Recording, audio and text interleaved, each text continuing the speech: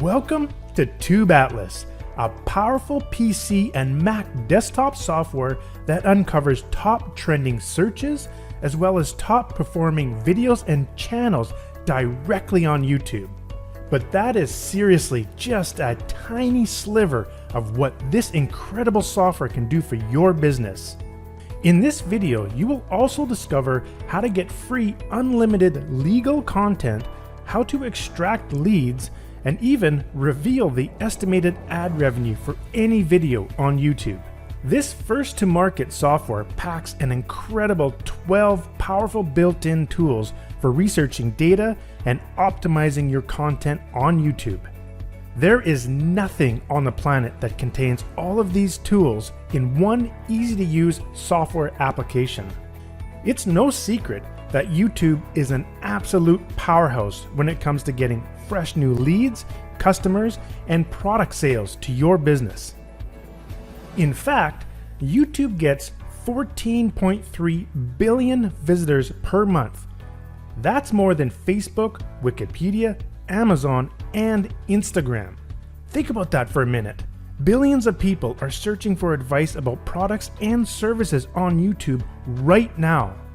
And directly from Google, 90% of people say they discover new brands and products on YouTube every single day. So the question you should be asking yourself is, am I using YouTube to its full potential in my business? Well, let me show you how Tube Atlas can uncover powerful data you can use to take advantage of YouTube marketing. Check this out. You can quickly extract hundreds of highly targeted keywords directly from YouTube, and then see the YouTube search volume index over the past year for those keywords at just a click of a button. You can even see trends across other Google properties such as web search, images, news, and even Google Shopping. But I am just getting warmed up. Inside the video tool, you can pull back 25 different data points, instantly revealing the top videos for any search phrase. You get access to valuable insights such as the total views, likes, comments, subscribers, and even estimated video earnings from ad revenue. There is no other tool online that provides this level of analysis for YouTube data. Need a never-ending source of fresh, hot, trending data? We even integrated a feature that extracts the current trending top YouTube videos with just a single click. But the real power of this tool comes from the built-in Browse and Extract feature. With this feature, you can simply browse any page on YouTube or any page on the internet that contains YouTube video links. And with the click of a button, you can analyze all the found videos, extracting 25 powerful data points instantly. And I didn't stop there. Over the recent years, I've got a flood of customer requests asking me to design software that analyzes YouTube channels. You asked? And I delivered.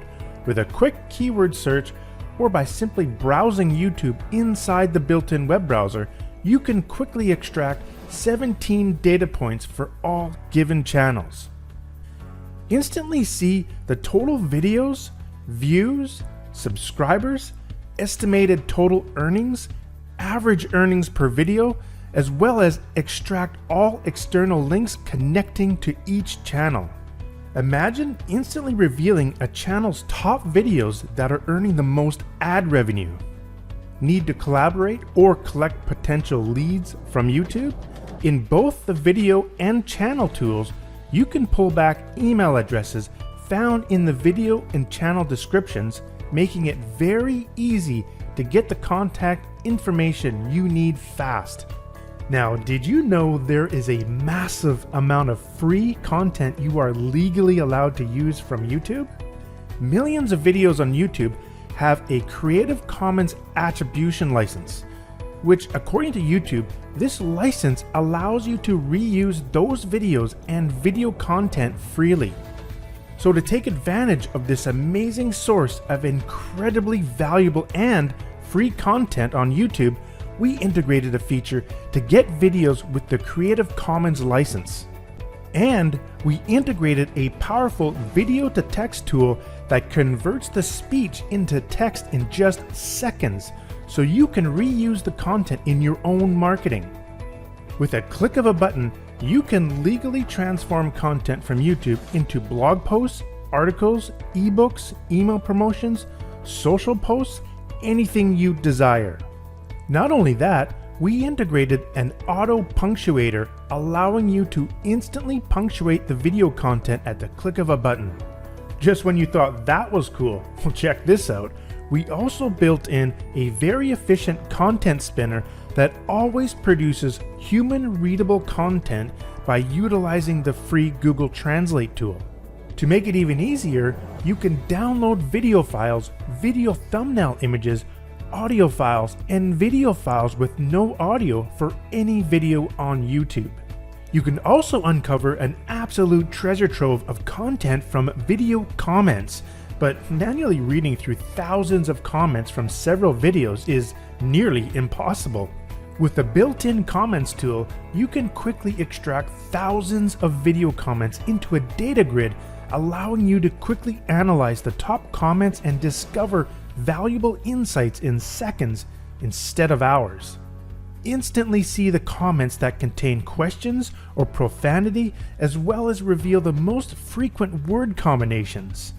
This powerful feature quickly allows you to find the most common issues in just a few minutes, or uncover amazing niche ideas you would have never thought of.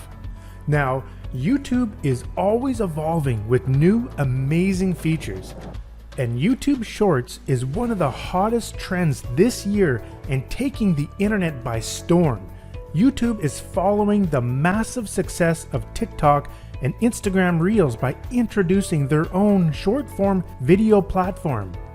In fact, YouTube Shorts receive over 15 billion daily views.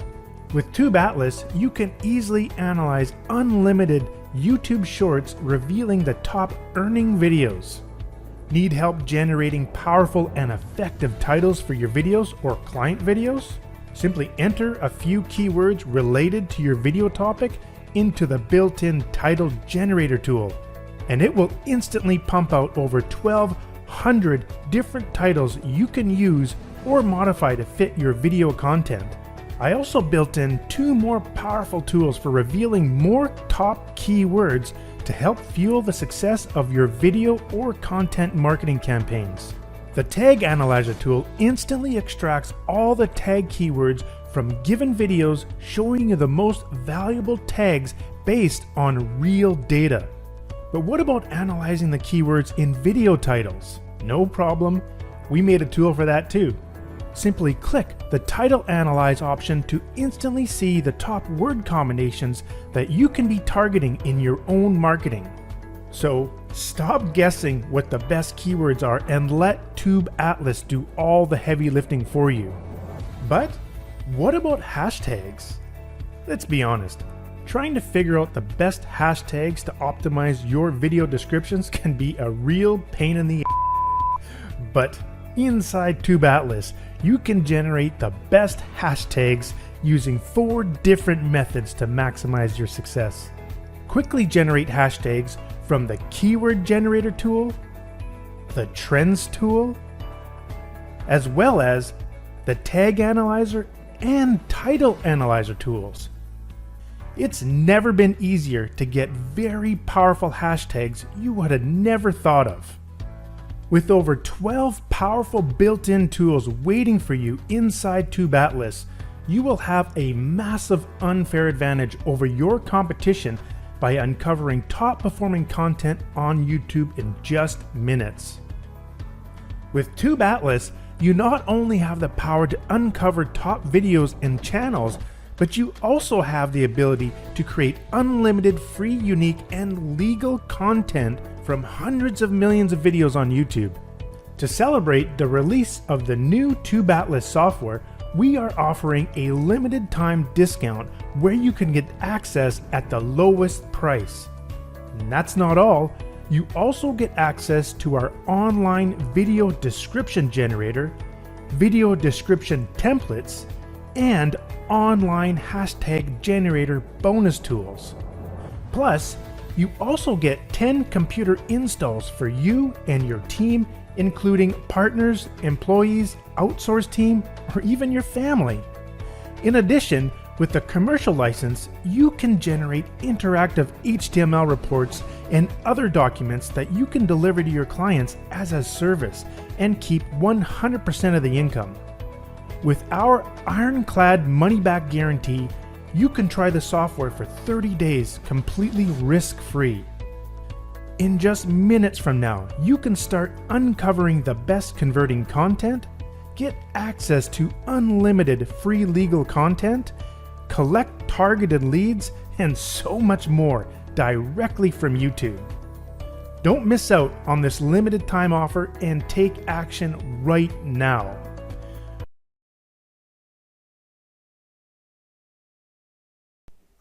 Here we're going to talk about how to use the keywords tool within a Tube Atlas software.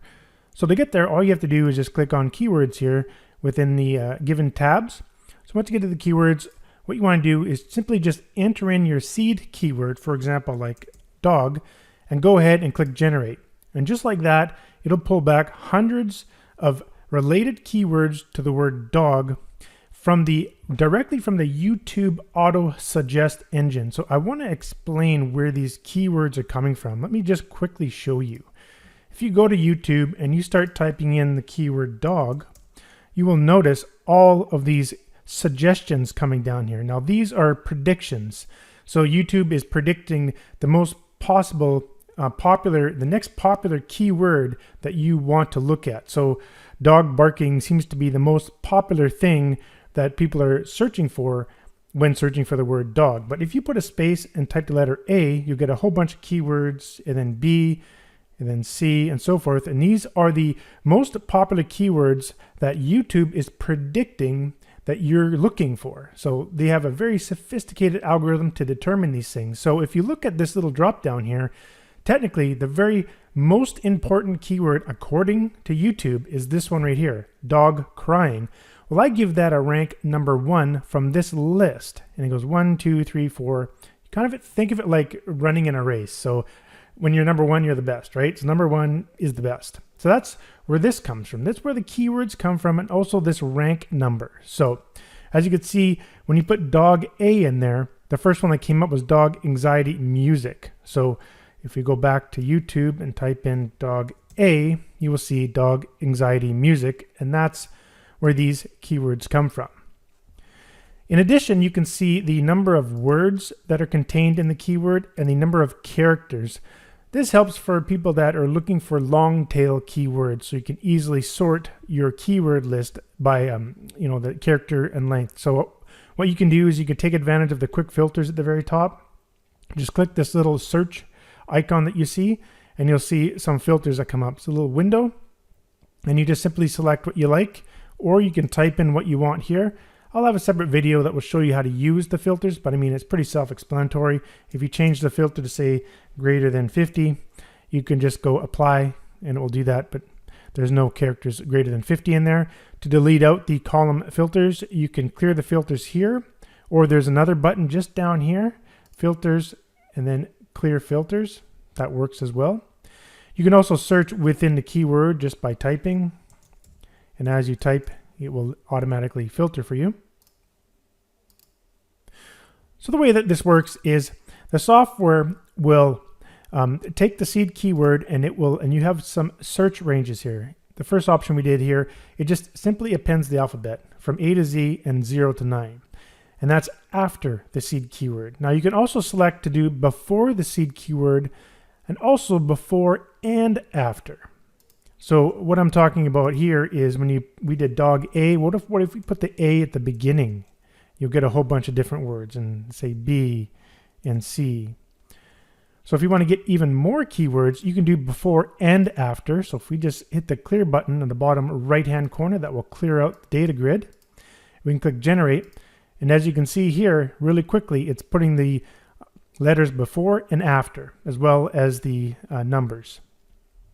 Now, if you want to take it one step further, there is one where you can do a double letter. Now this takes a long time to do, but you can get a lot more keywords. I'll just show you a little bit here. So what it's doing, it's just appending 2 letters at a time. But you can see it has to go through 1,296 extractions in order to get all the keywords.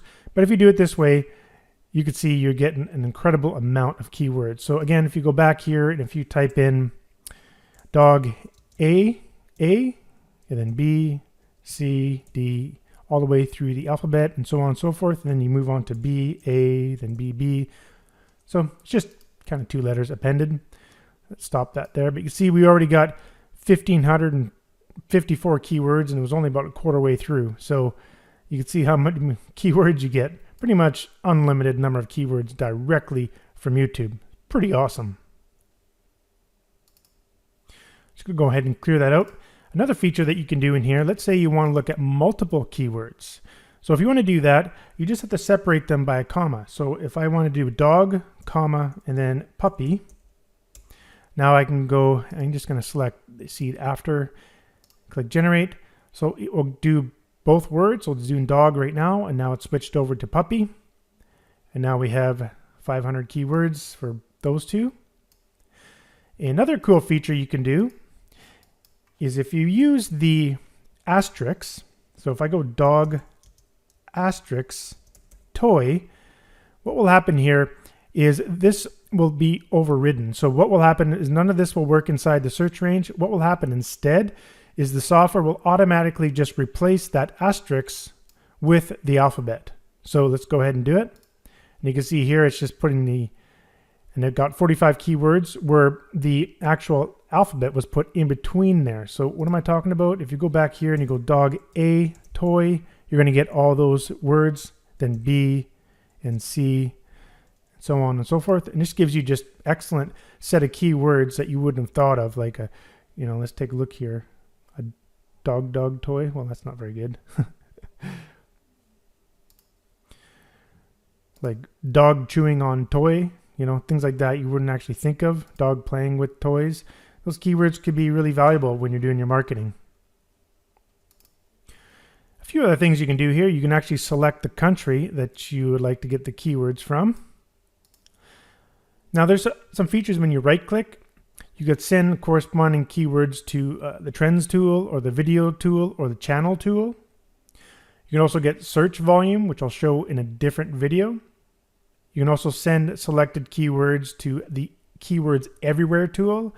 I'll show that in another video as well, but Keywords Everywhere is a paid service. So a lot of my customers requested this, that they wanted to be able to use the Keywords Everywhere data. So if you have an account at Keywords Everywhere, then you can use the built-in tool and it goes through their API system. Again, that's a paid service. And in my opinion, it's probably the cheapest paid service you'll ever find for keyword research. That's incredibly inexpensive. Anyhow, I'll have a video for that, but let's take a look at some other features down here. The checkboxes. In order to select checkboxes, you can use, when you right click and you go checkboxes and you can access them here, or you can click the little checkbox up here in the first column and you get the same options. So it's pretty self-explanatory here. If you want to select all checks for all rows, if you want to unselect checks for all rows, just for highlighted rows. So highlighted means when you see this little highlighted, it doesn't matter where you click within a row, that row is classified as highlighted. So if I go select highlighted rows, you'll see it gets there. If you hold down your control key on your keyboard, you can select multiple at a time, and then you can do select highlighted columns or rows, sorry. It does like that, and you can also unselect them. You can also access your filters. Now there's, I already showed you the quick filters. There's also the custom filters. You can load, or you can show your custom filters. Pretty self-explanatory. You can just select here the column that you want, the compare type you want to do. You apply it and your filter will be applied. You can save your filter files and stuff. Again, I'm going to be showing this in a different video. I just want to quickly show you this here. So I'm going to go ahead and clear out the filters. Filters, clear. Now also when you right click, you also get access to the copy options here. Are pretty self-explanatory, but I do want to say when you see the word selected in capital letters there, what that means is when the checkboxes are selected. So that's what that means. So when you select the checkboxes, so that's what it means when you see selected. And so if you go back to copy, I want to copy selected rows. Let's say selected keywords to clipboard. So when you do that, and then you open up somewhere where you want to paste your keywords, you'll see those are the ones that we selected here. And when you copy, you can copy all the keywords to your clipboard. You can also do searches here. So if you right click and you search and you say you go Google Trends, if you click that, what's going to happen here is it'll automatically open up your web browser and show up to five keywords that are selected. Now, we also do have the Google Trends built into the software, so we'll get into that to another video, and that's where you can just send selected over to the Trends tool, but we'll do that in another video. So you can also do other things here. You can also search, Google and Bing and Amazon, Etsy, whatever. Let's say, for example, you want to search Etsy, you just right click and do that, and it'll automatically search those selected keywords through Etsy. So it's kind of a handy little thing to have. Then you can right click, you do auto fit columns, reset columns, and you can also delete and remove duplicates and things like that. So pretty self-explanatory. Now for file saving, it's quite simple. Just down the bottom there, you'll see that file button. You can right click and you'll get access to a bunch of features. So let's do that. So you can go ahead and save to a project file. Let's do that. So if I just save to a project file, it just brings me up to the documents folder here. I'm just going to create a new folder and just call it Tube Atlas Saves or something like that. Whatever you want to call it, it doesn't really matter. And this is where I'm going to save my file. And this is a Tube Atlas keywords file. So it can only be opened up using Tube Atlas keywords tool. So I kind of get a little mixed up. So if I go to clear out this data and I go file load, I can load this into Tube Atlas. Now you can also save to a comma separated value file. So I can select that and click there. Now when you save a file on your computer, I made it really handy to get to where you last saved your file. By clicking file, you notice this here, open last working folder, and it'll open it up right inside your Windows Explorer so you can see where you just saved that file. That's pretty handy. So if I click that, you can now see the data that we just saved. You can save it to text file, you can copy as well, and you can go to the install folder. So pretty self-explanatory. And that's basically how you use the keyword generator tool to get hundreds, if not thousands, of keywords for whatever you want in the seed keyword. When you put your seed keywords in there, you just get hundreds and hundreds of really targeted keywords. And what's really important is these are coming directly from YouTube. In another video here, I will be showing you how to get search volume by using the free import tool as well as the keywords everywhere. Thanks for watching. We'll see you in the next video.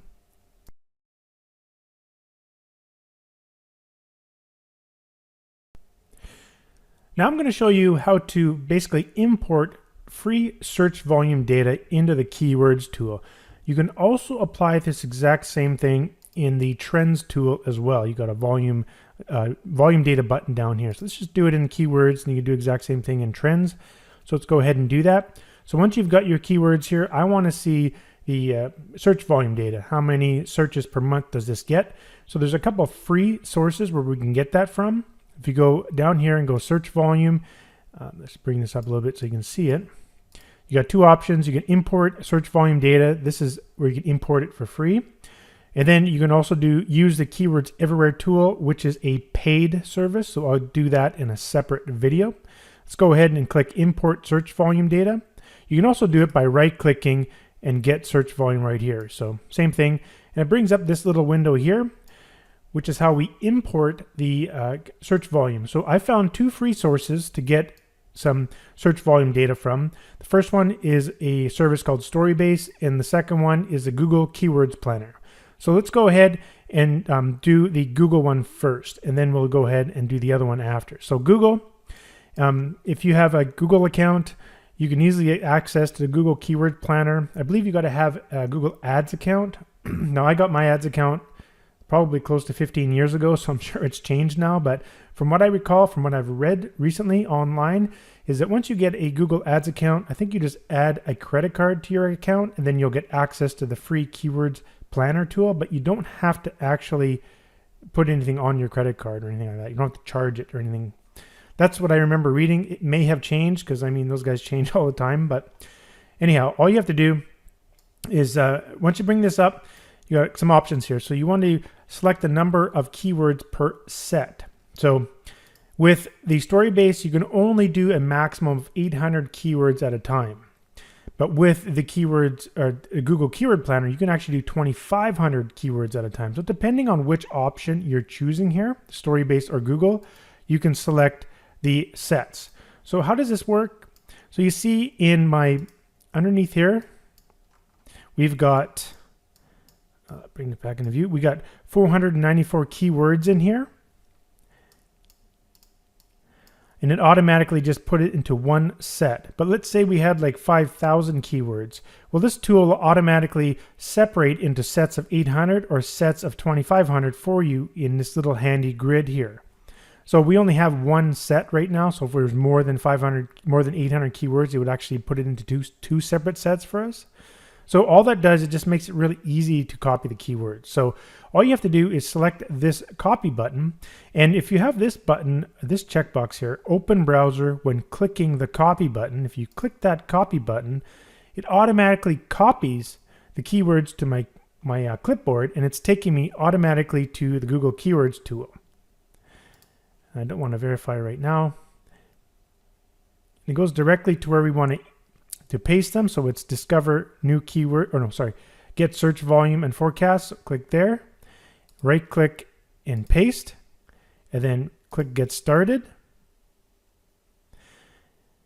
And now that we have the keywords in here, what we want to do is download. If you click this little button right here, you can download the historical metrics into a .csv file. So let's download that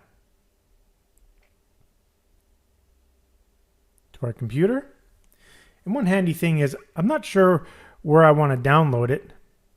So what I can do is I can bring back up Tube Atlas here, and you'll see this button, open working folder.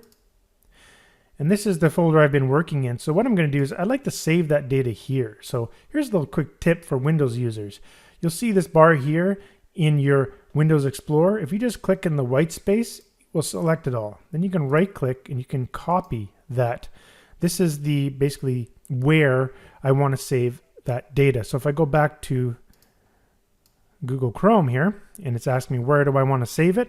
Well, I'm going to go up in the bar up here, and I'm going to left click, and then I'm going to right click. I'm going to paste, and then I can hit this little arrow.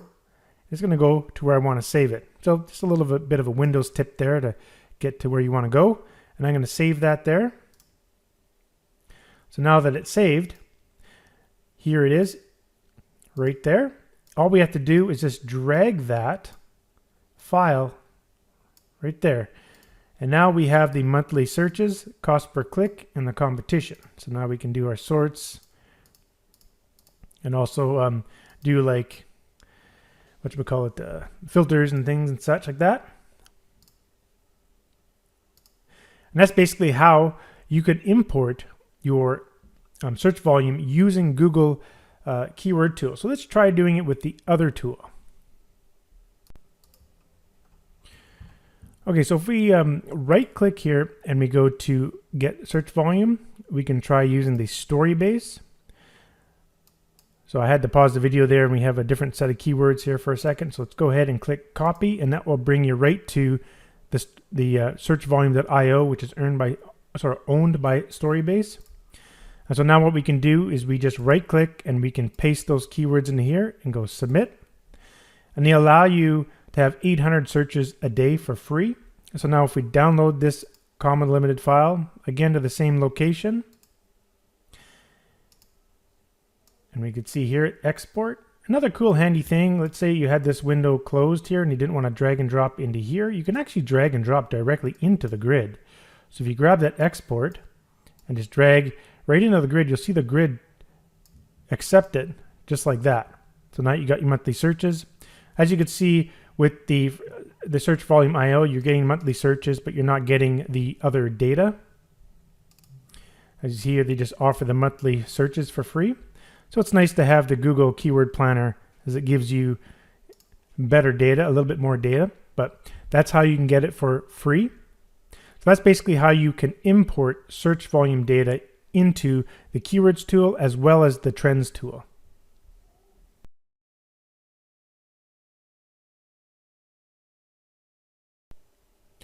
Next, I'm going to talk about the Keywords Everywhere tool. Now, Keywords Everywhere is a paid service, so I just want to show you what they are here.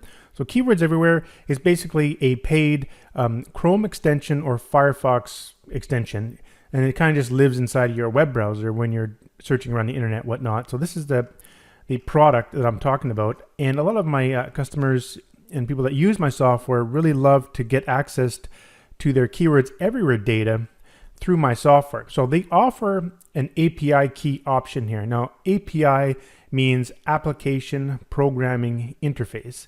And this is just a fancy way of saying that me as a programmer, I have the ability to connect my software to your Keywords account, Keywords Everywhere account, using something called an API key. It's kind of like a secret password. It's like logging into something.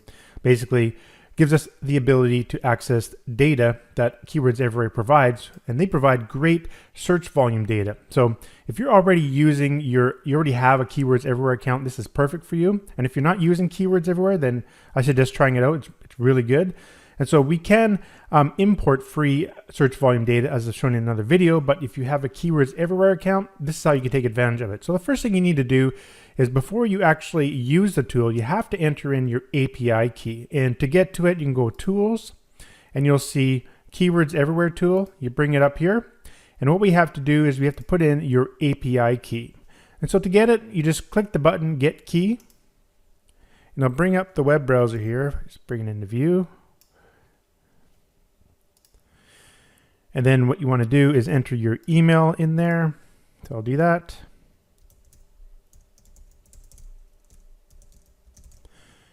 And email me my key. Went to my email here, and then you click here to get your access to your API key. And here's the key. And so all you got to do is just copy that. And then going back over to the Keywords Everywhere tool. And then here, right click and paste. And once you paste it in there, the software now is going to remember your key, so you don't have to keep pasting it in there all the time. And now it's good to go. So what I'll do, I'll just kind of make this a little bit bigger like that. I'm just going to close it out. And so I'm in the keywords tool here, and I just generated almost 500 keywords by starting with the seed keyword DIY. So what I'd like to do is now investigate these keywords using my Keywords Everywhere account. And before I actually show you that, let me just bring that back up. Tools. If you go to learn more here, the pricing. So you do have to pay for this service, and in my opinion, it's one of the cheapest I've seen. I just bought 1,000,000 credits for $100, and it's one credit for one keyword to get data. And just through my testing, I'm still at 997,000, and I've integrated this tool into several software now. So even through my testing, I barely even touched that. So maybe the $100 option might be too much for you, but I did have a little handy link down here. You can just click that, brings you straight to the purchased website.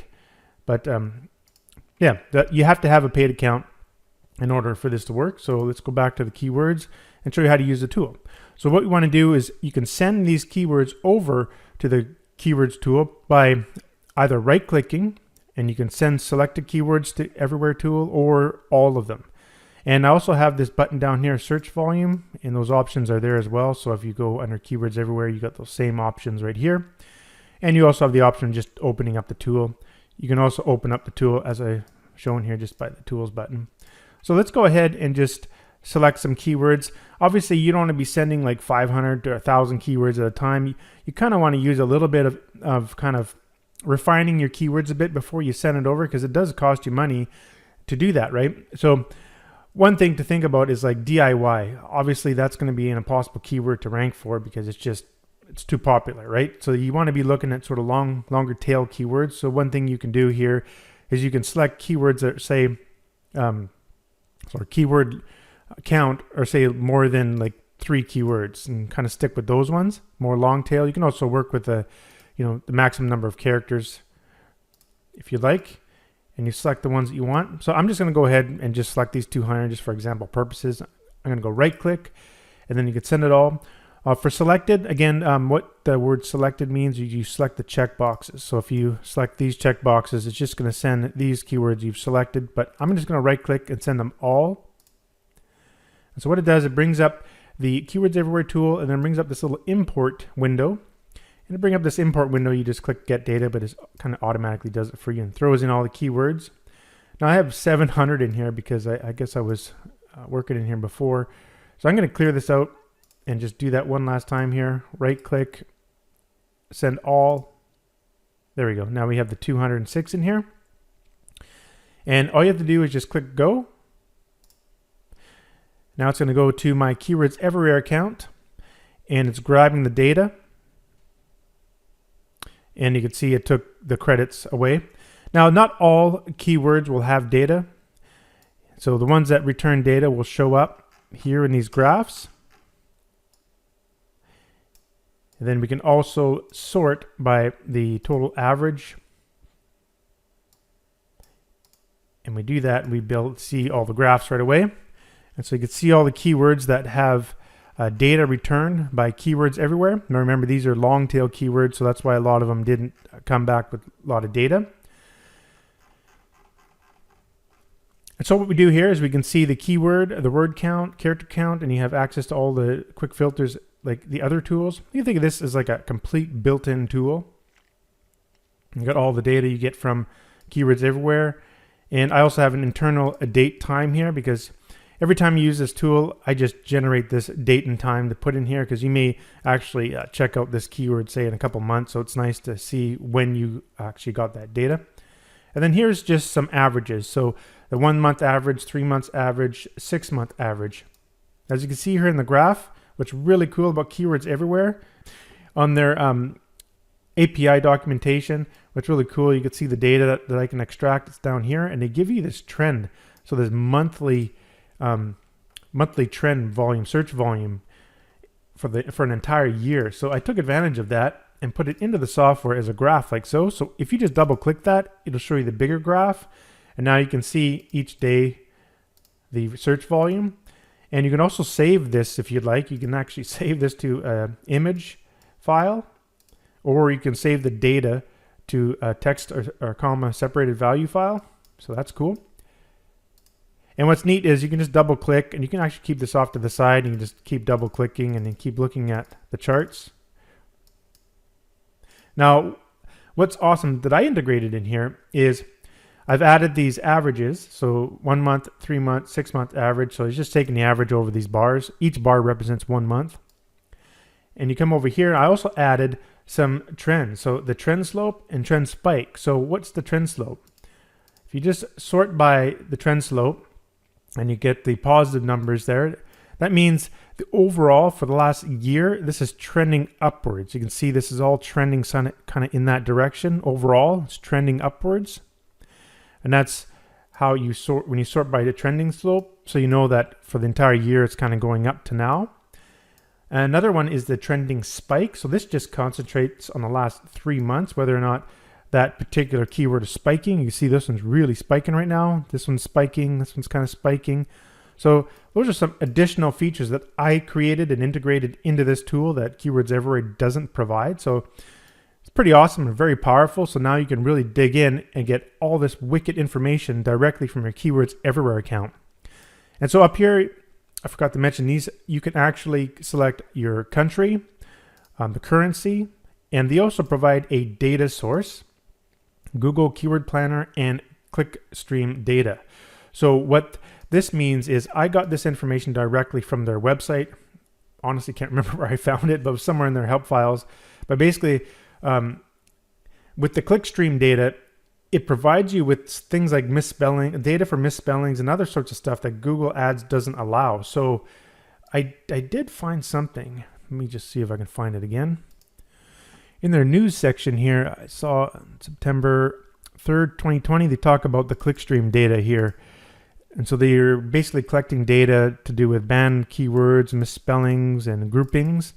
So it was interesting. So what they do is they actually, by default in their plugin, they default it to Google Keyword Planner and clickstream data. So I figured I'd keep their default as well, but if you're not interested in that sort of clickstream data, then you can just select the Google Keyword Planner option here. So that's what the data source is. And with this data here, you can do what you can do in pretty much the other tools is you can go down here, you can utilize filters. You can show custom filters and do custom filters like before, or you can use the quick filters at the top. You can also save the data to a data file. So you save it there. And so then you can open up that actual file back into the software. You can save it to comma delimited file or text file. So pretty simple to save and open data within this tool, but I figured I'd integrate this tool as well into TubeAtlas to give you an additional sort of way to get more data from another tool you may be already using. Keywords Everywhere is very popular and a lot of people are already using it. So if you're utilizing that tool, then you can utilize this and get extra data or extra sort of data points I created by taking advantage of the averages and trend slopes. So you can really pinpoint those keywords that you want to be targeting in your marketing. So that's how you use the Keywords Everywhere tool. Thanks for watching. I'll see you in the next video.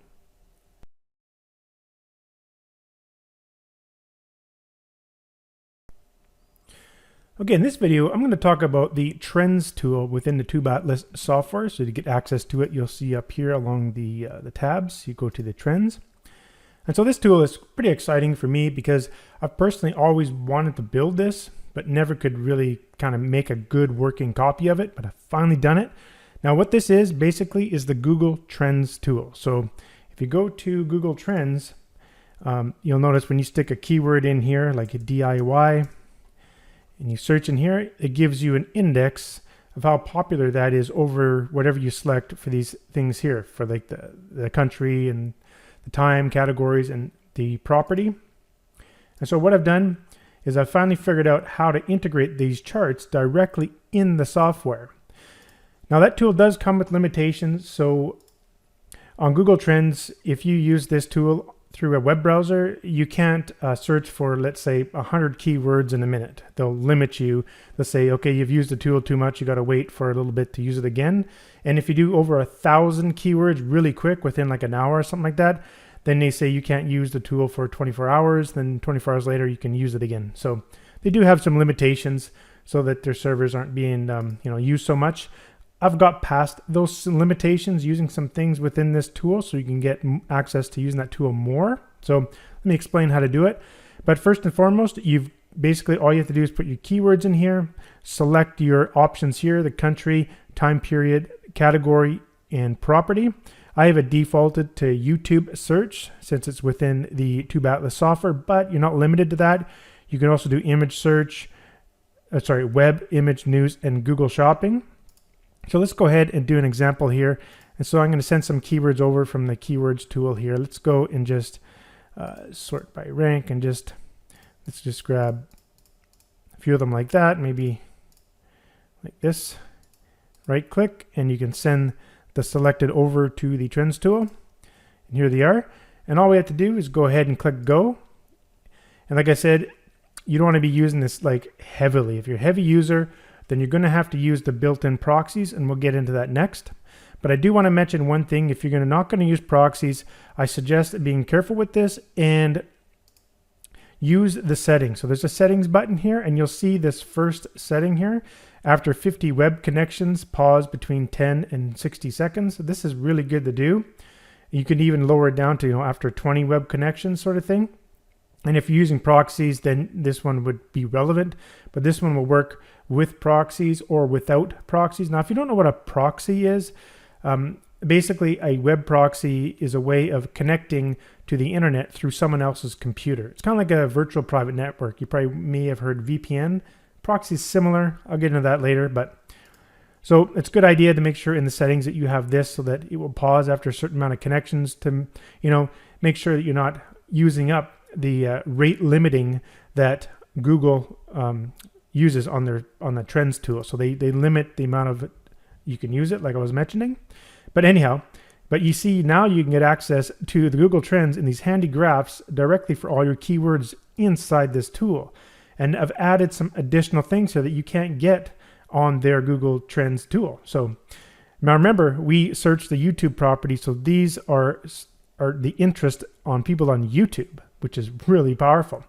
And of course, we've only did the time period of last 30 days, but we can do 90 and a year. And what we can do here is now we can see the word count, the character count, and now the total average across there. So if I just double click any of these, it'll bring up a little chart, and you can do a bar chart or a line chart. So down here, if you click this little checkbox, it'll go to a line chart or a bar chart. If you'd like to see this on Google Trends, you can click that button. It'll bring it up right in here. And they do give you some other things here, some other related topics and stuff like that. So it's always good to go to their site and look at that page. But you can quickly just see the data right in here. You could even save this data to image files, or you can save the data right out to the pure data right out to a text file or comma separated value file. And what's nice is you can keep this window up to the side, and let's say, like if we just move this over a little bit, just move it to the other side here. And if we're just double clicking these images, you'll see it just automatically shows in that window. So it's kind of handy. And what I've done here is you can see the total average. So if we sort by the total average, so this one has the highest average search index. Now we can look at the trending slope. Minus means it's going down. Plus means it's going up. So this one is generally sort of going up. You can't really see it because there's a lot of points in there. It's kind of like all scattered, but you could kind of tell it's going up. On the trending spike, this just looks at the most recent data points, just a couple of points here. When you select these, it's different. So with the 30 days, I believe it's like about a week it'll take a look at. And then when you select like a month or 90 days, it'll be more like more than 1 week, and this is more than a couple months or something like that. But it just checks to see recently whether or not it's been spiking. And so that's really handy to have there as well. And so when you right click the grid, you do have access to a bunch of other stuff here. Like in all the other grids, you have access to checkboxes, filters. You can copy keywords and things like that. You can search as well. And of course, you can send to the video search tool or channel search tool. So for example, you want to do the DIY nails. The way this works is whatever one is highlighted. So when you see it colored like that, the cell, it doesn't matter where you highlight on the corresponding row. It doesn't matter. When you right click and go send to video, it will send the corresponding keyword. So you see here. Or if you right click and go channel search, it does it like that. So that's how you use that part. And then you can also get the search volume. So I made a separate video. You can get free search volume. So you click there, you follow that video I've already created in the help video section, how to get import free search volume from Storybase or Google Keywords Planner. So you can do that as well. We also have the Keywords Everywhere tool available for this. I also recorded another video for that. Keywords Everywhere is a paid service. So if you already pay for that service, I've built in a tool that will connect to your paid Keywords Everywhere account and extract a bunch of really cool data. So make sure you watch that video. It's pretty powerful. And in that tool, you also get access to graphs like this as well. So now you can compare the trend graphs from Google Trends to Keywords Everywhere search volume graphs. So it's pretty awesome. Awesome data to have access to, all within one handy little software. So it's very exciting that I got this built out. And you can access the filters as well. So again, if you just click these little search kind of images there, the little magnifying glasses, you can search with quick filters and whatnot. And you can clear out the filter anytime you want by clicking here. I'll be creating another video showing how to use the filters more in depth, but you can also do the custom filters, so you get access to that down here.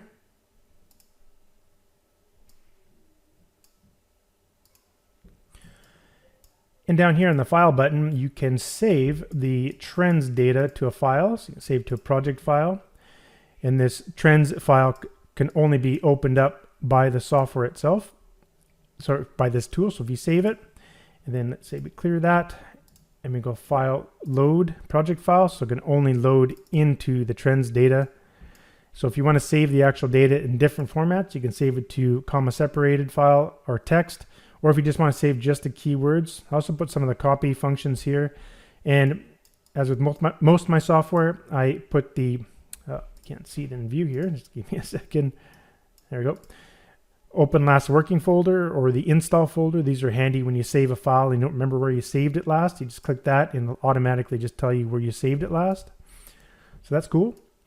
So that's basically an overview of how to use the trends tool. It's quite self-explanatory, but like I said, be careful using this tool. You may find that you'll run into your limit. It'll give you a warning saying, you know, you've ran your limit. We suggest using proxies. So I'll do another video, a separate video on how to use the proxies. And if you click the little show button over here, this is where we get access to inserting the proxies. And I want to show you how to get free proxies, how to load free proxies, and how to get really, really good free proxies. So I'll do that in a separate video, so this one's not too long. But for now, make sure in the settings that you utilize and take advantage of this first setting. After 50 web connections, pause. I would even recommend doing 20. Just to make sure, you know, and then you can even do between 60 seconds and 120 seconds, you know, to make sure that you're not running into any rate limiting and you won't have any problems. It does take a lot longer. You just have to be patient. But think about it. Imagine having to go through, say, like 500 keywords one at a time on the Google Trends website. That'd take forever, right? And for what I've seen on the internet, I'm not even sure if you can get Google Trends into any software like this. So this might be the only place you can do it. But don't quote me on that. I'm not positive, just from what I've seen so far during the research of creating this tool. And it took me a long time to figure out how to create this tool. I just couldn't find anything that was similar. Anyhow, that's how you use this tool. And in the next video there, I'm going to show you how to utilize the proxies. And you can pretty much use this limitlessly. So see you in the next video.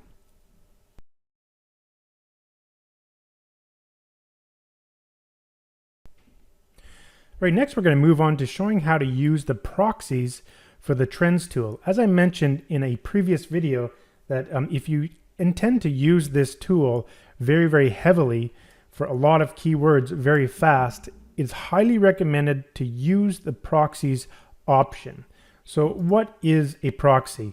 Basically, it's like, instead of connecting to this, this gathers data from the Google Trends tool. Instead of going to Google Trends directly through your computer and getting the data, what you're doing is you're going through other computers located around the world, and according to Google, it looks like the data looks like you're coming from a different country, a different location, which basically allows you to kind of get around the rate limiting restrictions. So if you go to Google Trends and you try to use that tool, let me show you the Google Trends tool real quickly. If you try to use their Google Trends tool here and enter in a whole bunch of keywords really, really fast. So if you do, like, let's say 100 keywords in a minute and you keep using it over and over again, they'll say, hey, wait a minute, you know, you've used it quite a bit now. You got to wait for another 5 minutes before you can use it again. And then if you use it like 1,000 times within an hour really quick, they'll be like, okay, you have to wait for a day before you can use it again. So you don't want to be, getting to the rate limit too much. And using our software here, you have the ability to look at thousands of keywords at a time. So it's highly recommended utilizing proxies, which is totally normal. A lot of software programs use it, and I've integrated a way so that you can use free proxies. Of course, it is highly recommended to use paid proxies because they're amazing. They work extremely well, but I have some pretty exciting stuff to show you in this video. So let me show you how to do it. So let's go ahead. I'm going to clear this out. And I have some keywords in here for now. I'm just going to leave them there so they can utilize this. So when you want to use proxies, you have to select this checkbox at the top in order to use proxies. And the proxies can be entered into here. Now there's a certain format you need to enter proxies. So let me just hit this little button here and you will see, well, I guess you can't see it in view. It'll show you the formatting. So the way that it looks like, a proxy has basically 4 parts, 2 or 4 parts. Usually it's just 2 parts. The first part is called a host, which is just an IP address. So it's just numbers separated by periods. And then there's a colon, and then the port number, which is just a number. And so usually it looks like that. And this is an example here of a host and a port. And then another one, if you get better proxies that have a username and a password, then it would look like this. So it will be the host, the port, the username, and the password all separated by colons, and that will be 1 per line.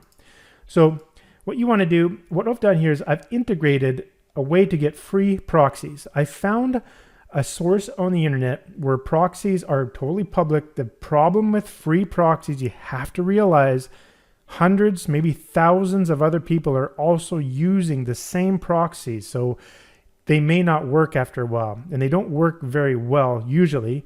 But I found a source where the proxies are actually refreshed once per day, which is not bad. So if you click this button down here, load free proxies, it'll go in and load free proxies. And usually it's between 100 to 200 proxies every day that are loaded. Now again, other people are also using these proxies. And so now we can use them. I do want to mention the settings. So if you click settings here or up here, you have some settings here. So after 50 connections, pause between 10 and 60 seconds. Usually when you're using proxies, you probably don't really have to worry about that. That's just an extra thing. If you don't want a proxy to like not work after a while, like each one of these consider it as a computer. So if you go to this computer and if you're requesting, 50, like 1,000 keywords from one computer to go and analyze inside of Google Trends, like say 1,000 keywords on one IP address or one proxy, after a while that proxy ain't going to work anymore. Google's going to say, hey, look, we're going to restrict you for 24 hours. That means that proxy is not going to work for you anymore, and you got to go to the next one. So you can limit that by using this option, maximum consecutive connections per proxy. And I suggest having no more than 50. Maybe you can even do 20. So what this does is after 50 web connections, it just moves on to the next proxy. And what's nice is I built in here, it automatically manages it for you. So if you come along and one of the proxies don't work, it just kind of removes it. So for this example, what I'm going to do, I'm just going to click this and I'm going to undo that one. I'm going to click OK. And let's go ahead. We don't even have 50 keywords. We only have 10, so it ain't going to switch. But let's go ahead and try this. So as I suggested, the free proxies usually don't work very well sometimes. And it takes a while for those proxies to even respond. So you can see here it's taking a while. But all you have to do is if you want to go the route of just using free proxies, no problem. You just set it to go, and then you can start working on something else that you've been doing, other keyword research, something like that. Or even you can open up another instance of this software and continue doing other research.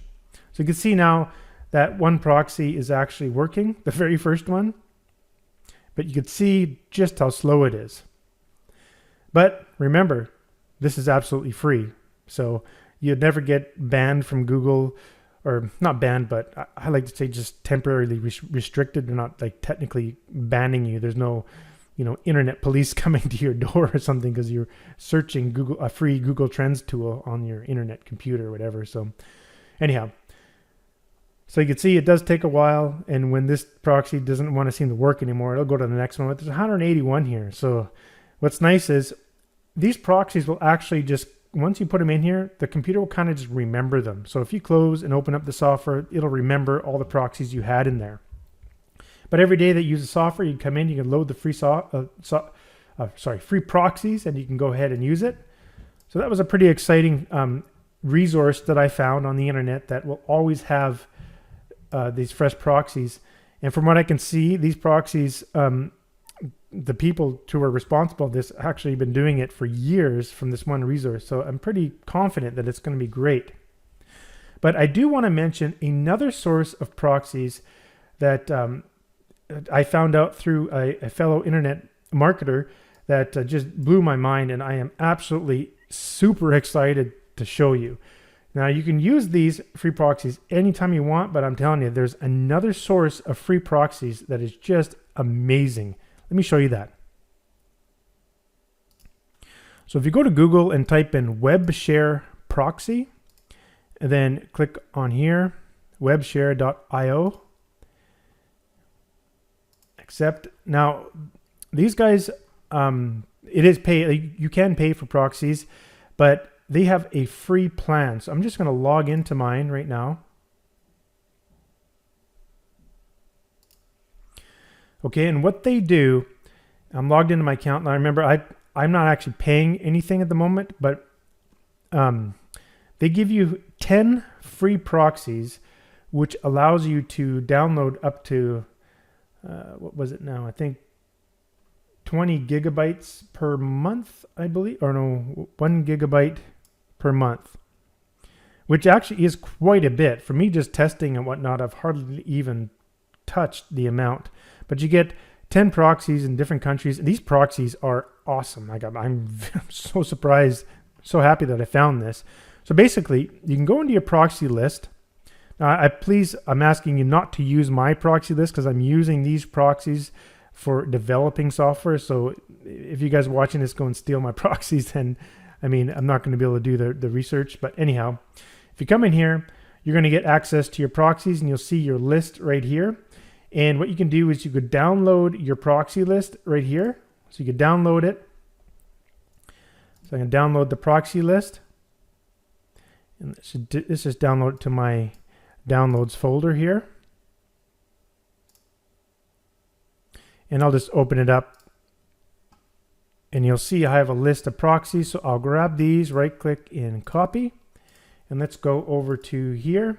And I'm just going to clear these out, right click, select all. Actually, what you can do is you go file and you can go clear, right click and paste. And there's my proxies. And once I paste them in there, they're going to be saved.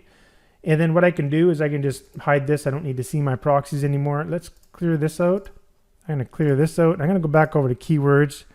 And you can see there's 252. I'm going to right click and send those all over to the keywords to, whoop, sorry, wrong tool. Right click, send all to the trends tool. And I'm going to go ahead and I'm going to click go. And you can see just how fast it's actually pulling the data right now with these awesome proxies. So you can just see here it's already up to 25.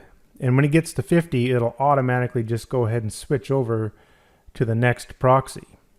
And if any one of them fails, then it'll just automatically come out of the list and kind of keep it organized for you. You can see now it's got the 50. Now it just switched over to another proxy and it's continued on. So normally if you're not using any proxies and you're trying to get this data for 250 keywords, you'll most likely run into a rate limit really quickly. Probably within about 100 keywords or so, you'll get a rate limit, and Google will limit you for like 5 minutes or something like that, and you got to wait. That's why I put those settings in there, so it will actually wait for you every 20 connections, and you wait for a bit. But when you're using proxies, just go ahead and switch the proxy every 50 or so, and because there's 10 of them in there, you got to go through all 10 of them, which is 500 kind of thing, before it gets to the beginning of the proxies again. So by the time it gets there, there's no really rate limit from that particular proxy. Now these are free proxies, so I'm not sure if they're actually used by other people or not within WebShare, but in any case, they're actually pretty phenomenal. We can already see we're getting pretty close. I'm not speeding up this video or anything like that. It's just in real time, so you can see just how fast it is. Now WebShare actually provides you with paid proxies. So you go back into subscription. My plan is just a free one. Let you look at browse plans here. So browsing the plans here, you can see you can select a whole bunch of things and you can select a plan. I quickly just paused the video a little bit and I went through it. You see right now the current plan is $19 a month, but I mean, you can just select the proxy server here, and then number 2, how many proxies would you like to have? And we were using 10, and you can see the software went through the 250 words no problem, all the way through. But 100 would probably be fine. Come down here, location, just leave it around the world. The bandwidth, you probably could just do 250 gigs a month. That seems a lot. Now we're down to $3 a month. It'd probably be cool to have your proxies refreshed every once in a while. Let's say every week. It's $5 a month.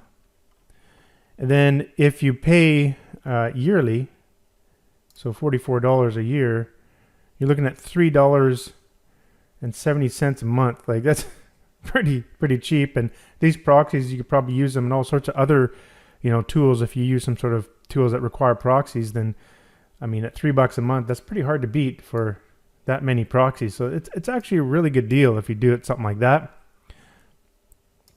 But let's go back to the software there, and you can see now we can go and view the stuff like the total average,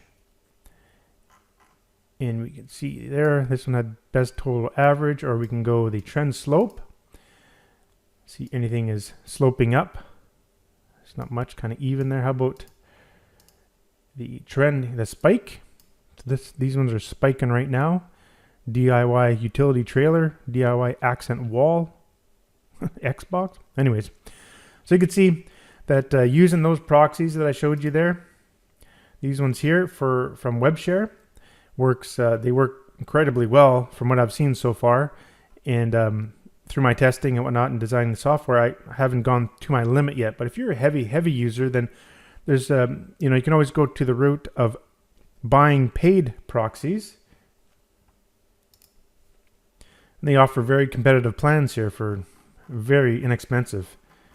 Anyhow, I'm really happy with WebShare so far, especially with their free plan, which is pretty impressive.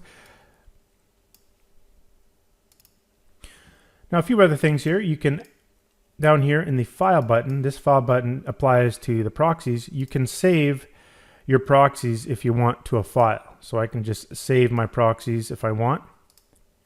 I can always just load them in there anytime I want. Now the software does just remember, so the next time you open the software, it will remember whether or not you've checked this and whether or not there's proxies in there. So if you hide it, whatever, it'll just remember. You kind of don't have to worry about it.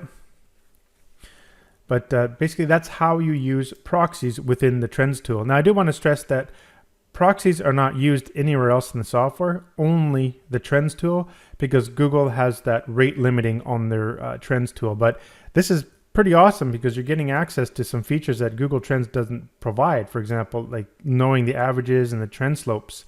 That's pretty powerful information on quickly determining which keywords that you'd like to use in your marketing by viewing the trends over the past whatever period you have. So this is over the past 30 days. So we can go 30 days, 90 days, or the entire year.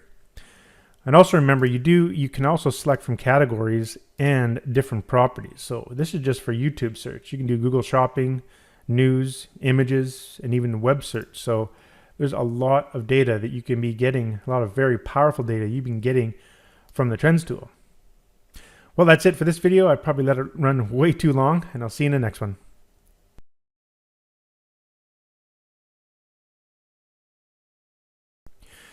Now, I've already mentioned this in a different video, but I thought I'd just create a real quick one here about where to get really good, reliable, free proxies, and also, if you possibly want to, can buy proxies as well from the same resource because they're very inexpensive. So what I want to do is show you the website. It's called WebShare. So if you just go to Google, type in WebShare proxy, and usually the first one that comes up is going to show you webshare.io. I got it here, webshare.io, and this is the service that is really good. And they provide a free plan. So let's go into my dashboard, and they give you 10 proxies, 4 different countries, and you're allowed up to like a gigabyte per month, which is pretty good. It's really good. And these proxies, I believe, are not shared, at least not as much as like other sort of free proxies, and they work extremely well. So within the software, you can basically use these proxies within, so to get the proxies, what you want to do is you go to proxy, and you got your list right here. And then you can download your list by clicking download. Click download, and you can just put it here. I've already downloaded it to my downloads folder, but there it is. Then now you have your list of proxies. You open that up, and now you can take your proxies and you can just copy and paste them into the software. And so that's a really good, reliable source of proxies that work really well. Now, you also have options here to get a plan. So if we just go to the My Plan under subscription, I'm just using the free one, so we'll go Browse Plans. So at the time of recording this video, they have this handy little sort of tool here that allows you to select what you want. So here's a few suggestions for the software. I would stick with the proxy server option. Number 2, number of proxies. I mean, 100 is probably good enough. Difference between 100 and 250 is $5 a month. So I'd try 100 proxies. Location, you just leave it. You get 100 worldwide proxies. And then gigabytes per month. That's 5,000 gigabytes. Probably 250 would be enough. So now you're down to like $3 a month. How would you like to get them refreshed? I would want to get proxies refreshed at least a little bit. Maybe once every week. So that brings up to $5. But if you go once every day, that brings up to $20. So maybe that's a little bit too high. So I would say every week.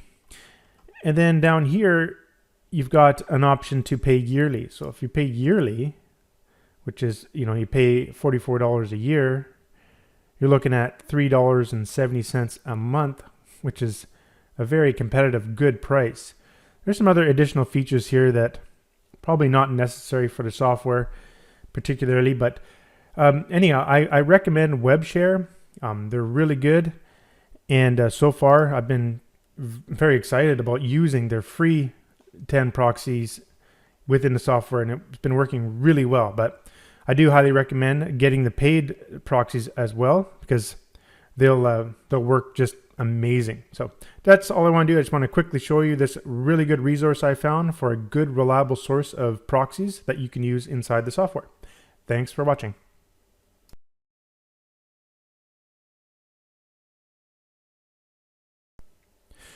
Next, we're going to talk about how to use the videos tool. So this tool is used to analyze videos on YouTube. So it's pretty self-explanatory how to use it. You just come in here and stick in your main seed keyword. So let's say if we just did DIY and just put search.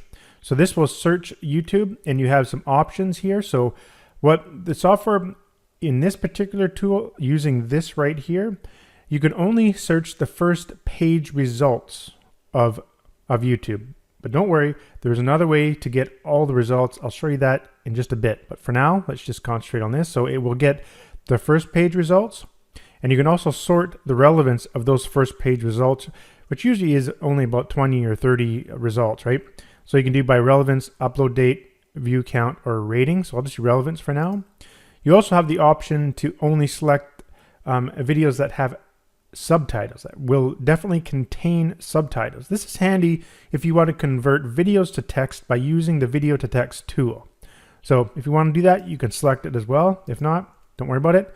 Now we do have an option here to also search Google and Bing, which is really important to search to two best search engines in the world for videos. So you can select how many pages you'd like to search for Google and Bing here. So I'm just going to select all of those right now and go ahead and click search. And so it's going to YouTube. It grabbed a bunch of videos there, and then it went to the first page of Google and the first page of Bing. And then at the same time, it also only grabs the unique videos. Obviously, there's going to be some results that will overlap between Google, Bing, and even YouTube. So it just gets the unique results amongst all three of those. It found 108, and we are downloading all the data for those 108 videos using multiple downloading threads. So I'll show you that in just a second here. So if you go up to settings and click that, you'll see you'll have the downloading threads. I have it set to 5.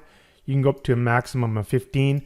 What that means is downloading the data for 5 rows at a time simultaneously. So doing it, 15 at a time. I usually stick around 5 to 8. Seems to be a good number, but it's up to you depending how fast your internet connection is. So now let's take a look at the data.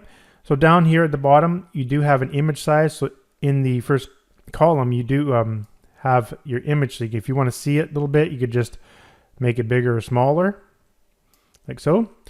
And then here, we could take a look at the data. You get the video ID, the link, the source. The source is YouTube, Google, or Bing. As you can see here, some came from Bing, Google, and YouTube. The search phrase that we used. Now we got the video title, description, and now we have all sorts of cool data. We got the characters in the title, the views, likes, dislikes, rating, number of comments, the length of the video in seconds, when it was published, and then I have another column here. It gives you the number of days since it's been published. So this one's been published for 49 days. Then this does an average, so this takes basically the number of views, which are over here, and divides it by the published days and gives you the average views per day. Then we've got the category it's in. Does it have subtitles or not? The channel link, how many subscribers that particular channel has, and then of course the tags associated with that video. So you could see some of the incredible data that you can get for marketing. And like now you can just quickly sort by just clicking the top column. You can sort any column you want. You want to see views per day, so you can see which ones.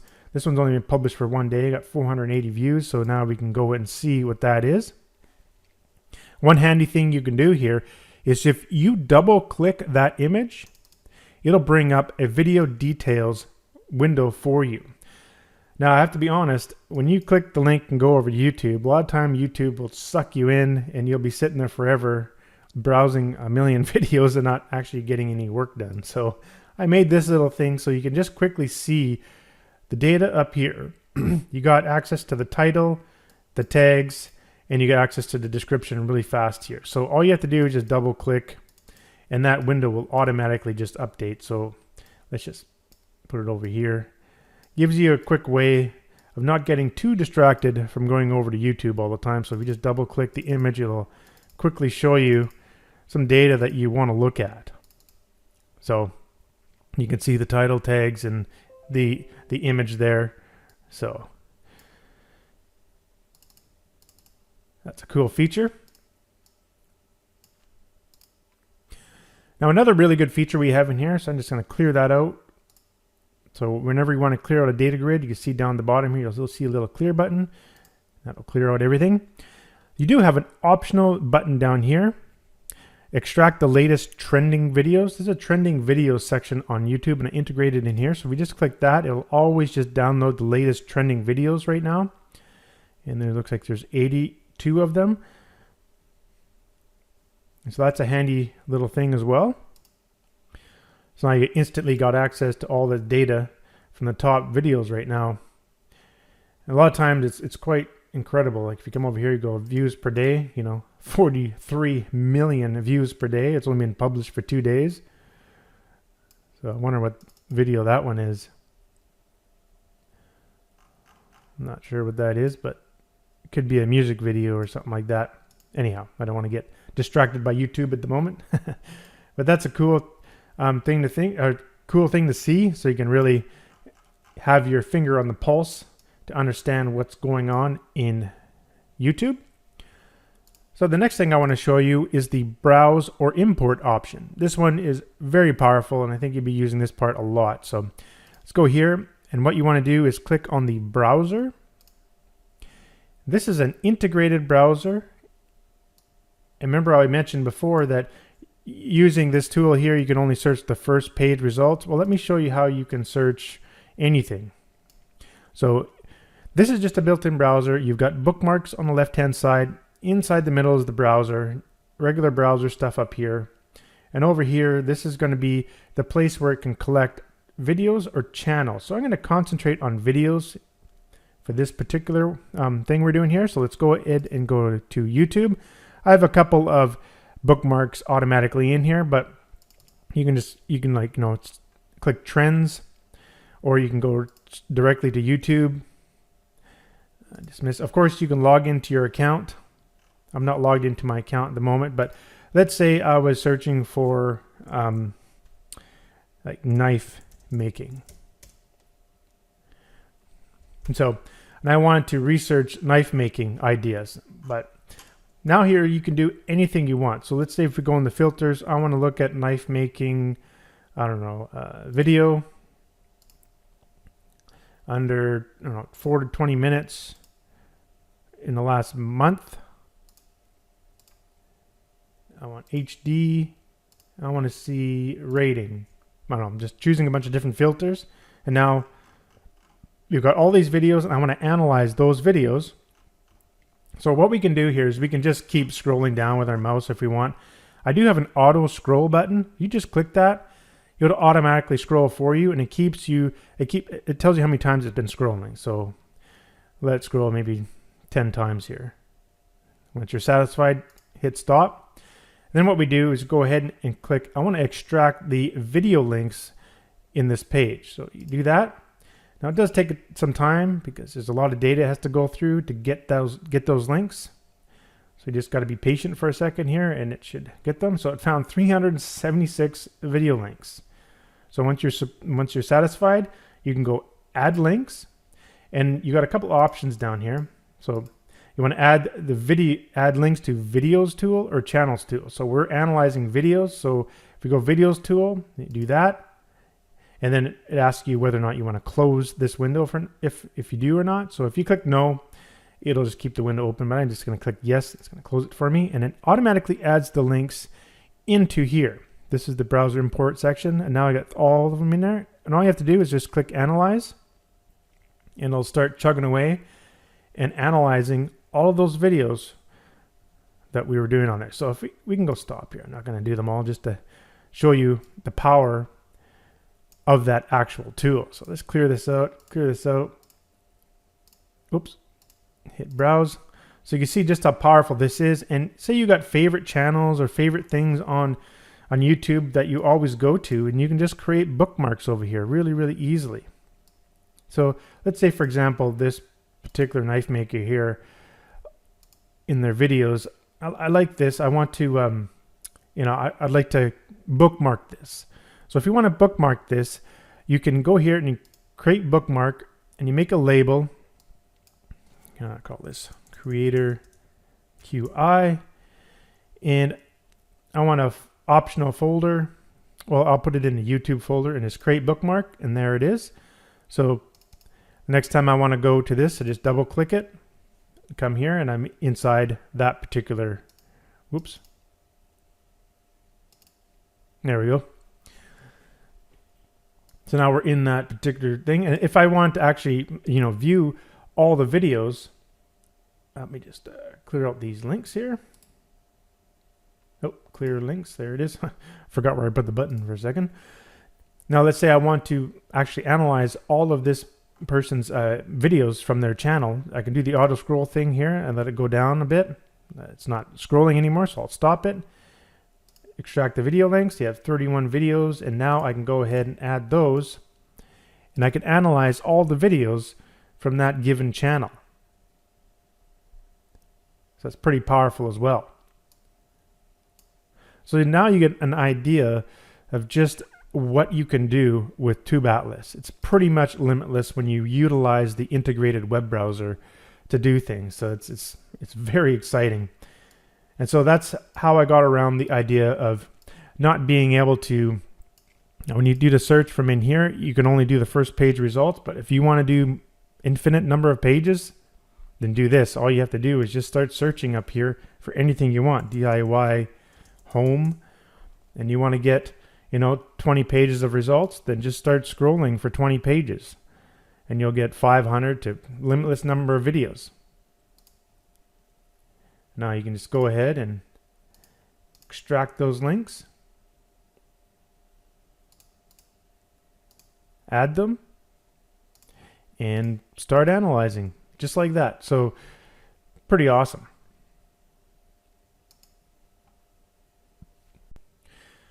Another cool little feature here is, let's say you want to log in to your YouTube, because maybe in your account you have certain things you like looking at or certain channels that you investigate all the time in your research. So you like to log into your YouTube account. So you can, I have a little bookmark here. Of course, you can just go to YouTube and you can see the sign in at the top. It just goes to the same place. Now, instead of typing it in here all the time, I did have a little user pass button up here. If you click that, you'll notice you get these options here where you can copy your saved YouTube username and password. And there's also a YouTube login here. If you click that, it goes to the same page. But if you click on Open Settings, you'll see here there's a YouTube login place here. You can enter in your username, which is basically your email, and your password, and you can click Apply, and it'll save to your computer. Also note that the password is actually encrypted on your computer. So it's saved in a settings file on your computer, but it's encrypted so no one can get it or steal it or anything like that. So, and it's completely optional. You don't have to put it in the software, but if you just want to save a little bit of time, when you go to log in, you could just go and copy username, hit there and just go Control V on your keyboard, or right click and paste, and then click Next.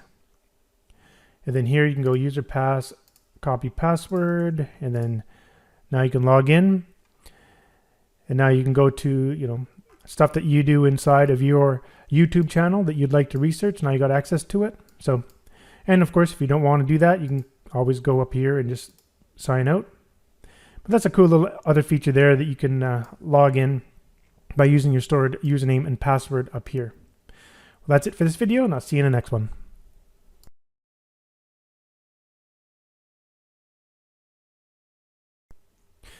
Next, I want to show you how to analyze the tags inside of your videos here that you've analyzed. So in the videos tool, I analyzed a bunch of videos based on the search keyword DIY.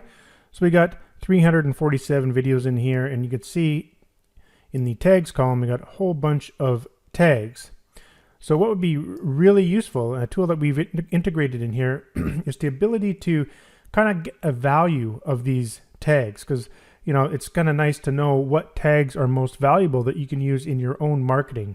So let's go ahead and analyze the tags, otherwise known as keywords, that the owners of these videos on YouTube are putting into their listing in order to get their videos to show up better in the search results. So let's take a look at that. So what you want to do, first thing you need to do is you need to select the videos that you want to analyze the tags for.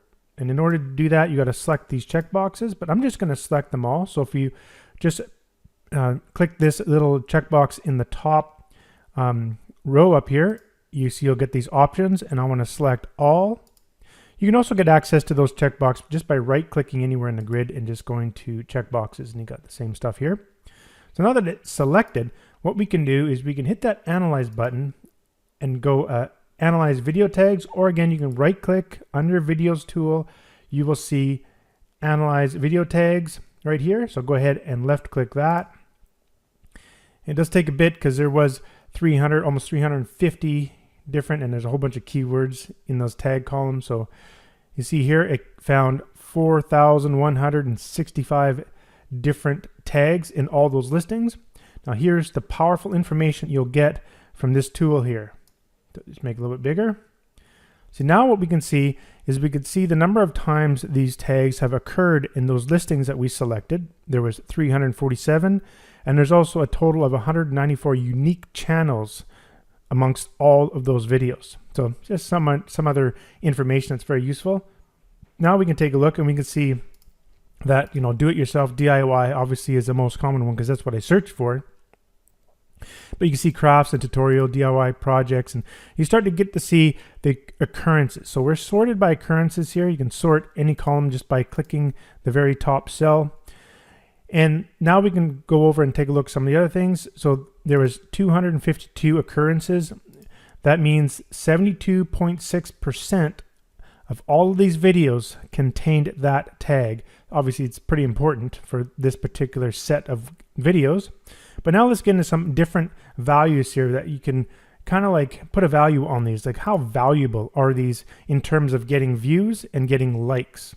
So now we know here, this here is the average views per tag. That's pretty cool, right? Because if you look at, say for example, this first listing here, and it has all these tags, well, these tags for this particular listing has an associated views. So you can look here, this video got 13 million views and 143,000 likes. Well, now we can translate that data into this tool, and we can understand the value of these actual tags, the keyword tags. So you can see here, this particular tag is worth 32,000 views per tag. On average, that's what it did amongst those 347 videos. But what's awesome is now you can sort by here. Obviously, you want to be sorting. So let's take a look at the occurrence. I just want to look at, so if you want to filter out these, you can click the little search button, you bring up the quick filters, and now let's go and look at, I want to see ones that have occurred more than 50 times. So now we're left with 15 tags that occurred more than 15 times, or more than, what did I put? 50 times, I believe. And next, what we can do is we can sort by the views per tag over here. Now we can see, this one occurred 65 times, but it got the most views per tag. So DIY activities might be a very valuable tag, even more valuable than the DIY. So you can get another sense, but it didn't get that many likes per tag on that one. So this one got the most likes, useful things, life hacks, how to. But anyways, right away, I know that these set of keywords and tags are much more valuable than all the other 4,000 we just looked at. So you can see just how incredibly powerful this really is. And now you can just select these keywords, and then you can just use them in your marketing. So one way to select them is you can just hold down your control key and you can select all the cells here real quickly. And now you can go Control C on your keyboard, and you can bring up just a little text file and bring it into view here. You can right click and paste, and there's your keywords that you could use in your tag listings for your videos, or maybe you're doing research for a client, then you can supply them with these tags. Say, hey, look, use these tags in your videos, and you're going to probably find better results from getting views and likes to your videos. So that's an awesome tool. And you can also save the data out to project file, comma delimited text. You can just save just the tags. You can copy just the tags. Instead of doing it the way I just did there, you can actually just go, file and go copy all tags. If you do that, you could see it'll copy all the tags that are visible. Copy selected. Selected is when you select the checkboxes, and then highlighted is just highlighted like so. Anyhow, and that's how we can use the video analyzer, so the video tag analyzer. It's a very powerful little tool, and I hope you really enjoy using it. Thanks for watching.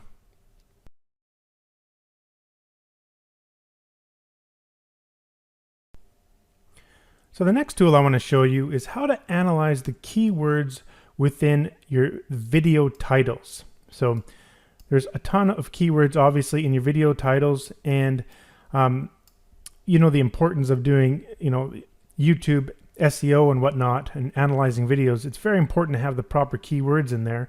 And so I developed a tool here that can really help you figure out which ones of these keywords are kind of like more valuable and what could possibly be better for your videos or your clients' videos. So let's take a look at that. So the first thing I've done here is I've just loaded a bunch of videos in here from a pre-saved file where I did a search for DIY. You can see there's 347 videos in this list here. So first thing we've got to do is click this little button here, the little checkbox, and I want to select all the rows. And after you select all the rows, you can hit this little analyze button up here,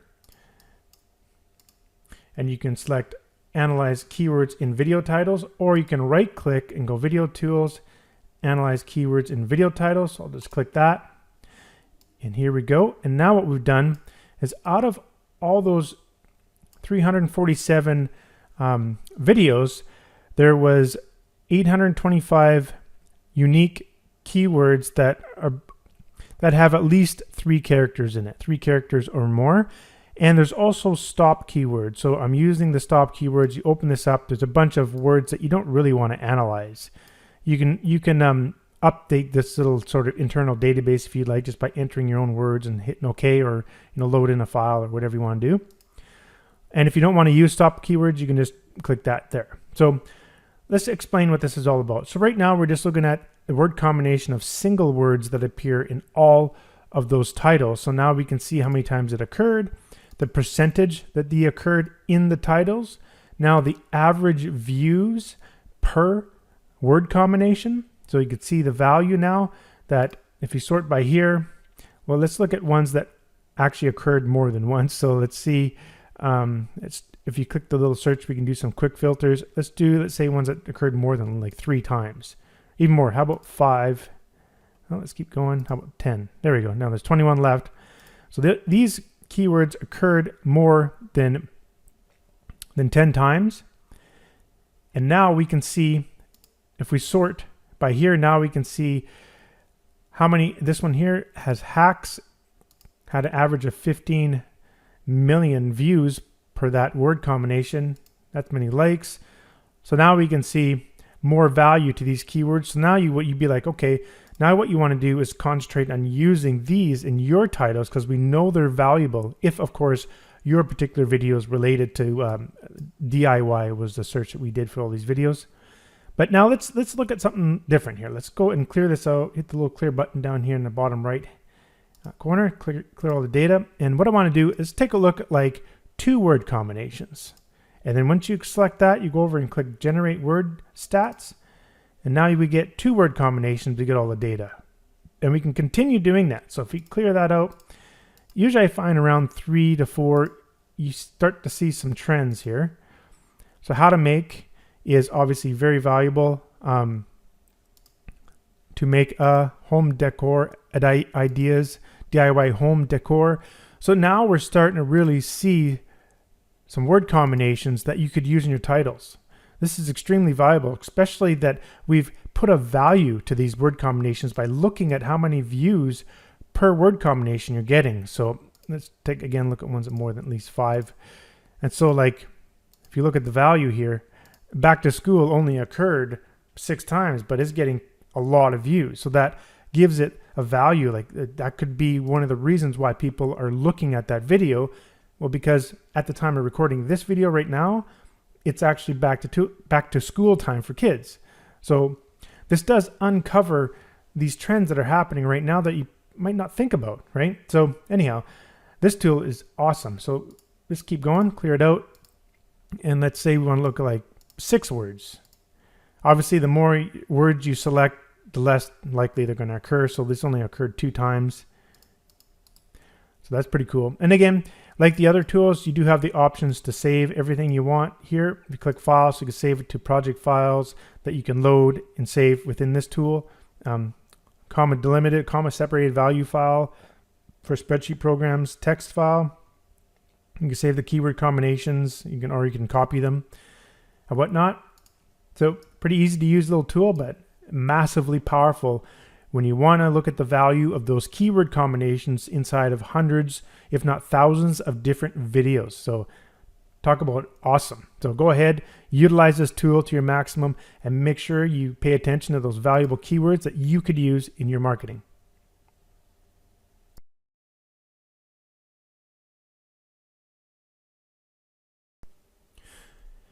In this video, I'm going to show you how to use the browse or import option for the browser here. Now I call this browse and extract. Now I have already shown this in another video, but I thought I'd make a separate one just to kind of concentrate on this particular tool here. So in the videos tool, under search, you'll notice you can search by keyword here. For example, if you type in the word like foraging or something like that, and if you unselect that here, I just want to talk about this part.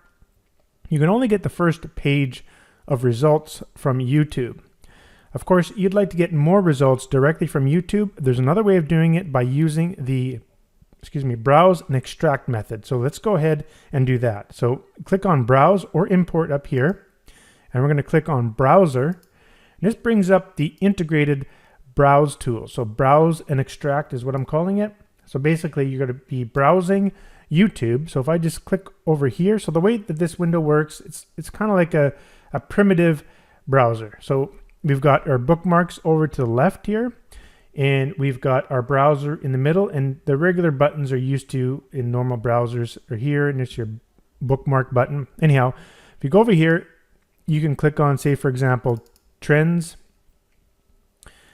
and let's just go so we can see in the browser here. Now let's use some of the options that YouTube allows you. So let's say I do want to go with forging, so say forging, and I click go, but I'd like to utilize some of their filters that I don't have in the software.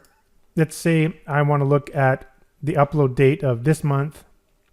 I'm only interested in seeing videos, say, 4 to 20 minutes.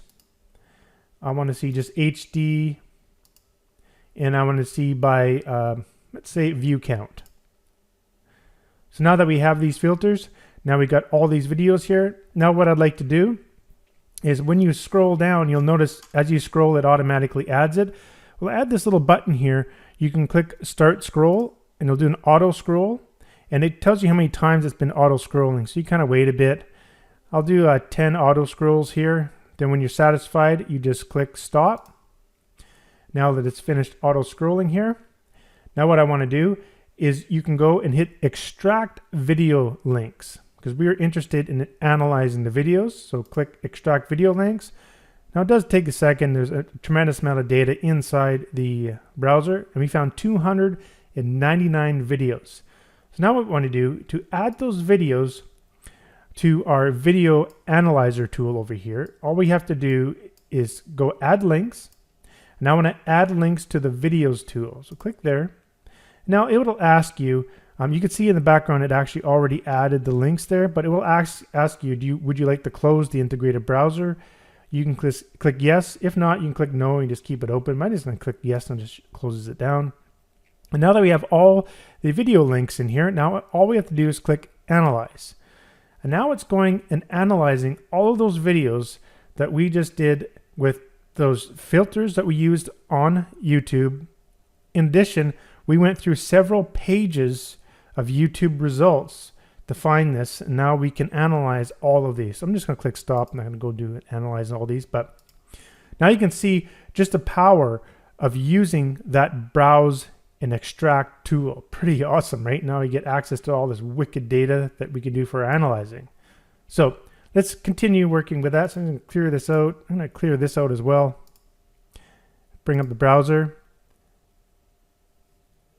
And let's look at some other things you can do. So let's go to a bookmark I have here under Google and just click on that.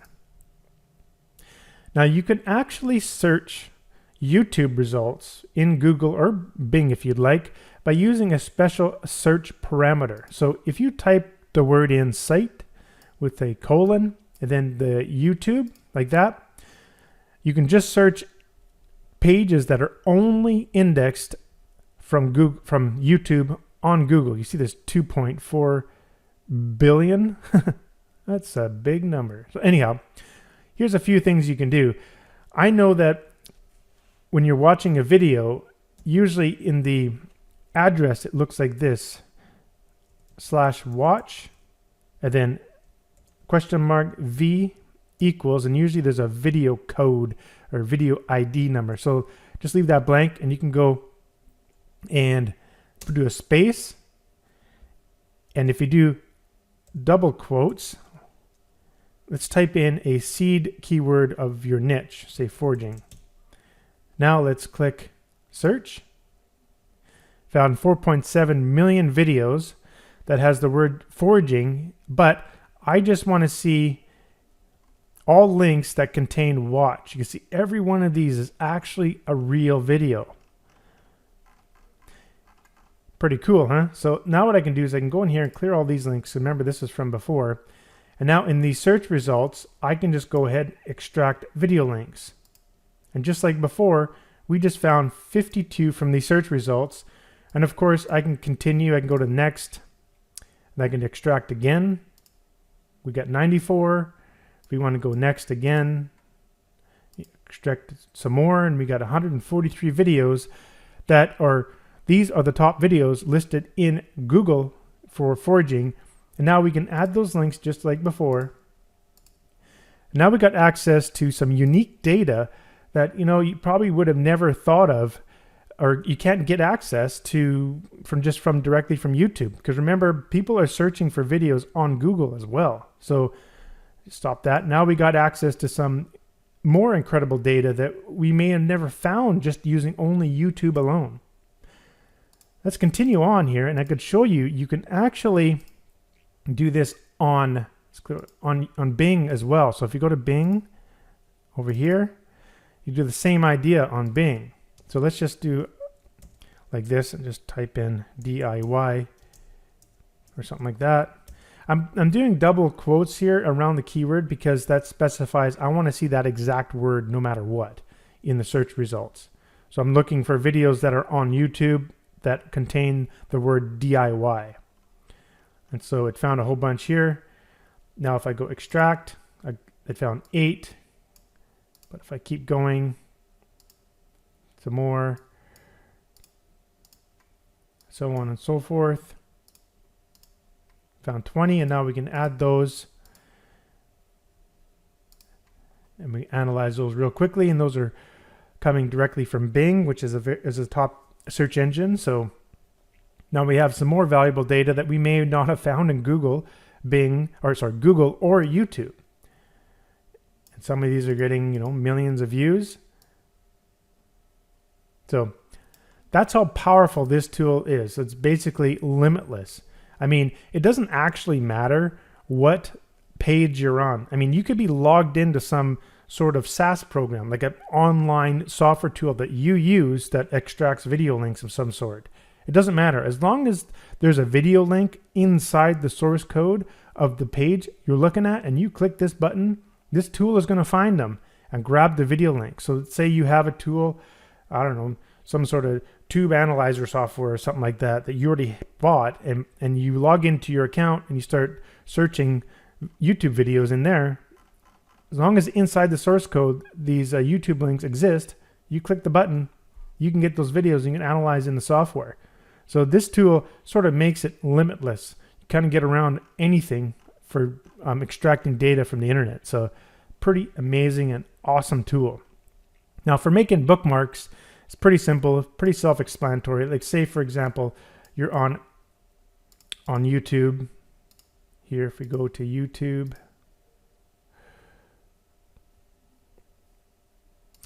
we can also just right-click and copy. We can go paste and go to YouTube here. Let's say we're searching for foraging. I keep searching foraging all the time because foraging and knife making is my hobby. Anyhow, we come in here. Say I looked at this particular channel, Old Smith. I'm like, oh, I really like this Old Smith channel. I would like to bookmark it. So you can go and bookmark this if you'd like.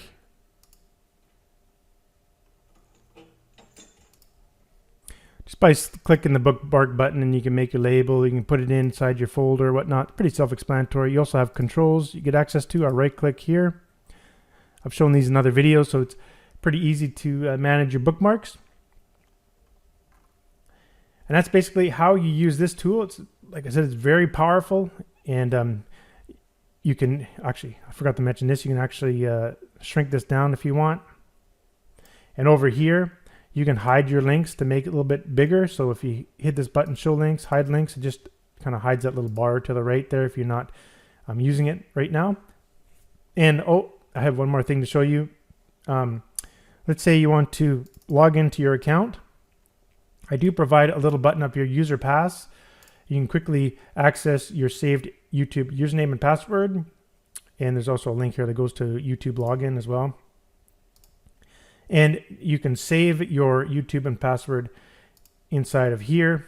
Inside the settings, you can put your username and password and click apply. It saves it on your computer. As it says here, your password's encrypted. So when the software saves your password to a file on your computer, inside that file, that settings file, your password is encrypted. So it's completely encrypted, so people can't just open up that file and look at it or anything like that. But It's completely optional. Obviously, you don't have to use this feature. I just put it in here just for convenient purposes only, mostly because I love using it, but if you don't want to, that's fine. But anyhow, once you got it set, you just go, copy username, paste it, Control C on your keyboard or right click and paste. Go next. Then now I can just do my password and boom, I'm logged in. Now you can utilize your account, everything that you're looking at. If you like looking at certain things, you have certain subscriptions you're on and all that kind of stuff. So I'm just going to log out. I like being signed out of mine, but it's up to me, up to you, sorry. But I like being signed out because when you're signed into your account, I kind of like how YouTube always shows me, knife building stuff, forging stuff, those things I like watching, like bushcraft and things like that. So I like keeping that in my account. But one idea is you can make another YouTube account where it's just dealing with only your research that you do for your business, and then log into that one all the time. Or just do what I do. You could just sign out and just use all the searching and whatnot on YouTube. But anyhow, that's another useful little tool within here. And that'll be it for this video. Thanks, and I'll see you in another one.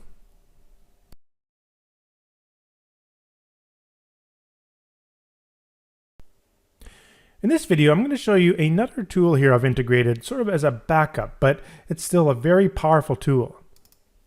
So basically, I'm going to show you how to extract video details, video data from any content. So let me show you here. Now, you're already familiar with the browser. So if you click the integrated browser, like this tool from a different video I showed you, basically you just surf the internet wherever there's going to be YouTube video links and just hit the extract video links. It grabs it for you. But there's another tool in here that kind of does something similar, just in case that is not working for you for some strange reason, because the internet always changes, web pages change and all that sort of thing. But this one will work otherwise. So if you click on content, all you have to do is put any content in here that contains YouTube video links. And if it contains the YouTube video links, it will extract out the video links for you. So let me demonstrate what I'm talking about here. Let's say, for example, just on Google, and you're searching for YouTube videos. So one way you could do it is by typing the word site, and then youtube.com. You can also put /watch, because most videos always have that in the domain name, like in the link, it's always /watch, and then some other details behind it. And then you could also do inside of, so you do space, then inside of double quotes to make sure you get the exact keyword. Let's say you're looking for, I don't know, Etsy research or something like that. And now I've got 130 results here. What we can do, we can go right click and go view source. Now let's grab all of this content. So I can just go Control A on my keyboard to select all, and then right click and copy. And now we come into this tool here. So remember, inside videos, browse or import, click content, and then here we can click paste. And that's the source code we've just copied from the browser, and click extract links.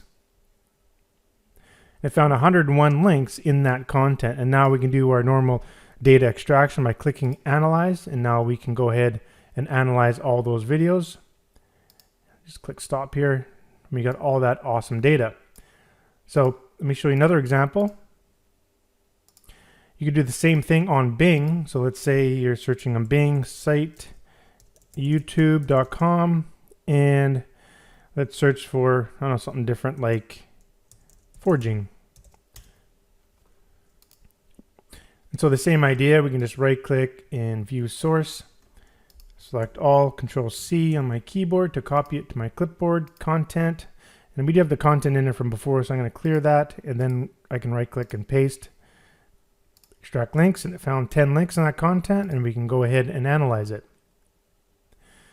But like I said before, it doesn't really matter what page it is, so it doesn't have to be Bing or Google, for example. Let's take a look at something else. Like say we went to here in Google and we search for top YouTube videos, something like that. Just scroll down here. 20 most viewed. Let's check this out. So 20 most viewed videos. So I'm just going to right click this page and view source. Select all, Control C. Yeah, let's clear everything out here real quick. Clear. Now I'm going to paste that. Extract links. It found the 20 links. Go ahead and analyze.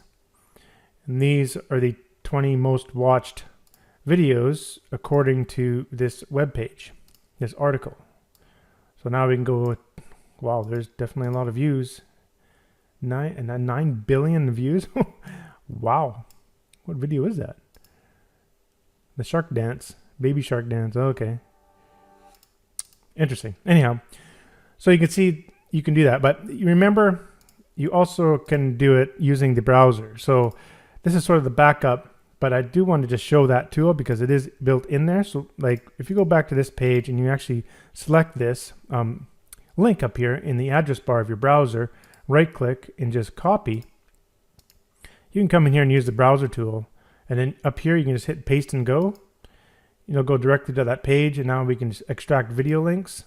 And there's the 20. So it is much easier to use the browser tool, but the option is there just in case the browser tool is not working properly or something happens. So I like having multiple ways of getting data. So I just wanted to add that in as well. So that's how you can extract videos and analyze video links from basically any content that you can drop into the content extract window here. Thanks for watching. I'll see you in the next video.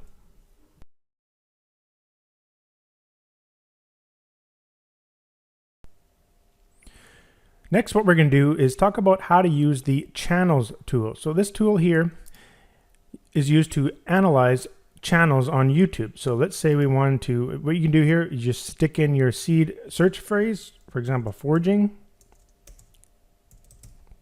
And then you can select these options.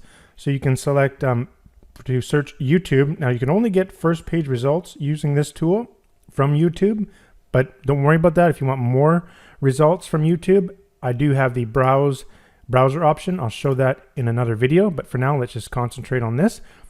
And we can also select from searching from Google. So Google and Bing, and we can select the number of pages we'd like to go through on Google and Bing. So we'll just stick with one page and first page results here and click search. And so it's going through and it found 110 videos from YouTube, Google, and Bing, and also realize they're all unique. So there's no duplicates in here. And we'll just wait a second here. Now we can come through here, and if we want to see the images a little bit bigger, we can use this little slider at the bottom there to see the images. Come through here, we got the channel IDs, the channel links, the source of where we got this data from, being YouTube, Google, or Bing. You can see we didn't get much from Bing actually, so there must have been some duplicate videos from Bing. Search phrase, the title, description. So this is title, description of the channel. We got the total videos of the channel, total video views, total subscribers, the date joined, country, keywords associated with that channel, and then the external links. So you can now go and investigate basically all the links that the channel is associated with. So you can go to like their Facebook, Instagram, website, all sorts of good stuff here. So lots of really good information you can use. You can use the all the quick filters at the top to get to the data you want, like so. You can also click on the filters at the bottom and you can show your filters and you can see them in here. You can create your custom filters you'd like. We'll be creating another video separate for filters just to make it easier. So we can click on filters, clear filters, and clear them out. Another thing you can do here is you can right click and you can do a preview. You can preview this in HTML table and it will show it like this. This is actually a searchable table as well. So at the very top, you see if you start typing, it will search, and you can sort as well.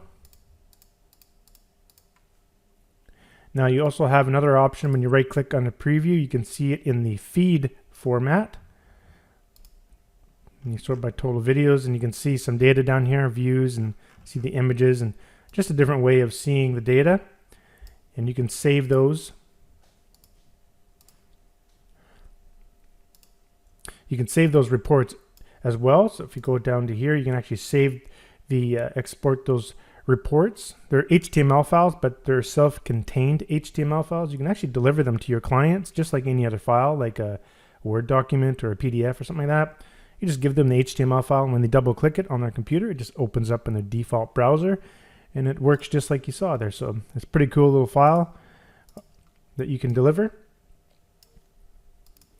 Another really powerful thing you could do in here, let's say sort by videos here. Let's look at one with not too many videos. Let's say, I don't know, this particular one here is 28 videos. So I'm just going to double click this. Wherever you double click on a cell, it will actually select the entire row. You see here the checkbox. And so I'm just going to right click, and I'm going to go Channels tool, and then I'm going to go Analyze Videos for selected channel. And so what this did, it goes all the way to, I just want to clear this out. I already had some links in there from before I recorded this video. So what happened is I went directly to that channel inside the built-in web browser tool. And what I want to do here, I'm in the videos section. I want to go ahead and start scrolling. So if I hit auto scroll here, it'll start scrolling, and it's already done scrolling. So there's only 28 videos, I believe, in here. So now we can go extract video links up here. We got the 28 videos.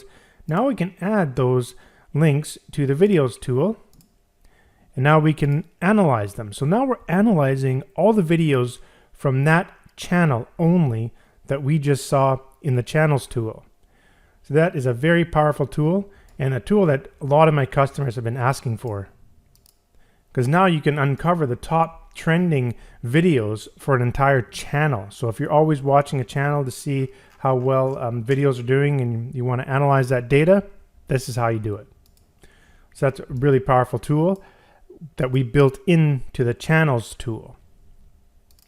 As with all the other tools, you have the option to save the data here to a project file that you can open and save within the channels tool. You can also save to comma separated value for spreadsheet text. You can also export those interactive files I talked about.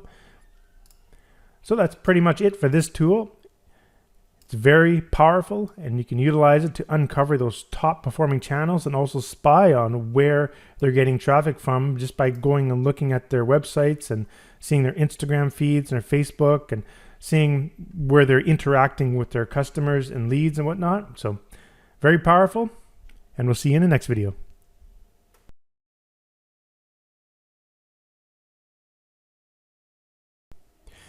Next, we're going to look at how to analyze channels using the Browse tool. So remember in the other video, I showed you how to use the channels tool. We talked about using this over here, but you can only search the first page results only. Well, let's get around that by using, if you click on Browser Import and then click on the browser, and this is the integrated browser. Just want to clear some of this stuff out here. In the integrated browser, all you have to do is search any channel you want, and you can use the extract channel links here. Now this is the window that we use to extract videos, but you can also extract channels. So when you go to, let's say YouTube search, and you type in foraging, and you go filters, I only want to look at channels. So click on channel, and now I just want to see channels.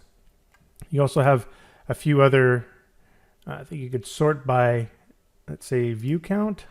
Does that work there? Yep, view count. And now what we can do is we can do an auto scroll. So now we're going to get going through, I'll go through 10 auto scrolls here. And we'll get a bunch of different channels that we're searching right directly on YouTube. So I'll just stop there.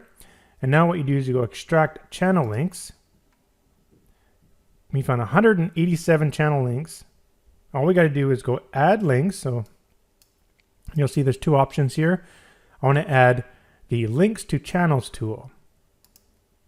And you go like this, click yes. You can, this little window that comes up here, it just says whether or not you want to close the built-in browser. If you want to close it, click yes. If not, it just keeps it open, but click yes, I'm just going to close it. And it went to the channels tool, into the browse import, and added all those links right here, the 187 that we found. And now we can click on analyze.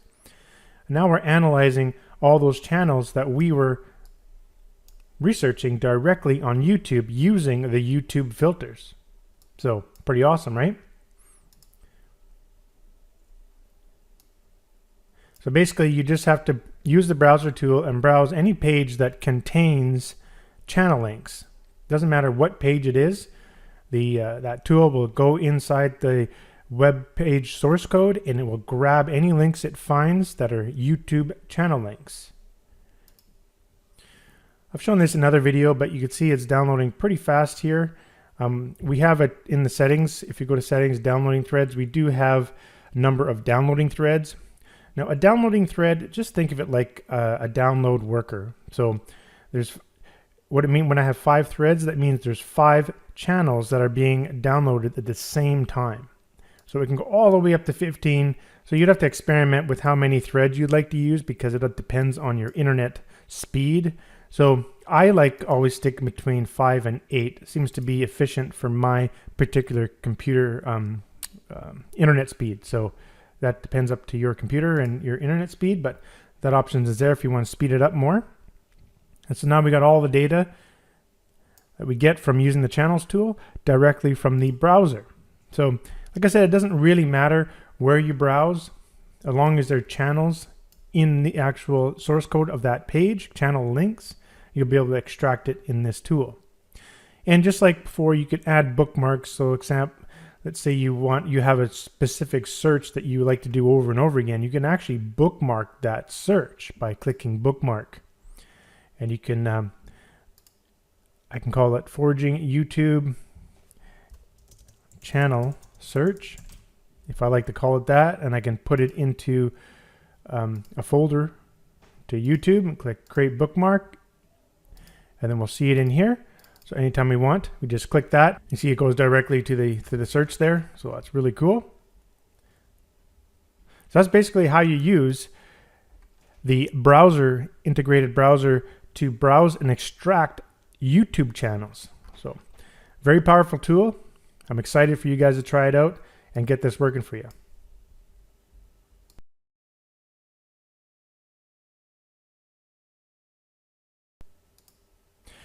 Now, as with the videos tool, we have this content extractor tool. I've got the same thing built into the channel. So it is kind of like a backup tool. You'll find yourself mostly using the browser tool. You just browse anywhere where there's channels and it will extract the channels by using this here. So, but if that's not working for some reason, like I said in the other video, web pages change and things happen. And if anything happens and it's not working or something like that, you can use the content tool. So in here, if you click the content, all you have to do is paste any source code or any text at all, as long as it contains YouTube channel links, then you can extract the channel data using the channels tool. Let me demonstrate. So let's say on Google, we're going to search site YouTube.com and then /channel. So I know I want to look for channel links. So then I'm going to do a space, and let's say I want to look channels that are to do with, I don't know, knife making. I put it in double quotes there to make sure it's finding that exact word. So not just the word knife and making kind of spread out. I want them together. I want to see exactly together. So it found for over 5,000 here. So again, you can just right click and go view source. And then you want to select all. You can Control A on your keyboard and right click and copy. And then we'll use this tool here and we'll go paste, extract links. I found 69 of them and click analyze. And now we can go and analyze that data. So as long as the data that you extracting in the content tool, as long as that content contains channel links, YouTube channel links always have the word channel in them after the youtube.com part. So if we just clear this all out, clear that out, show you another example. Let's say, for example, you are searching YouTube for best YouTube channels. Let's take a look down here. 100 best YouTube channels in every category. Let's check that page out. There'll probably be a bunch of links in here. I'm just going to right click, view source, Control A, Control C on my keyboard to copy it to my clipboard and go here and then go paste, extract links. I found 58 of them. So now I can analyze those channels. that they were saying they were the top channels. It didn't find the 100 that they mentioned on their webpage, but it found 58.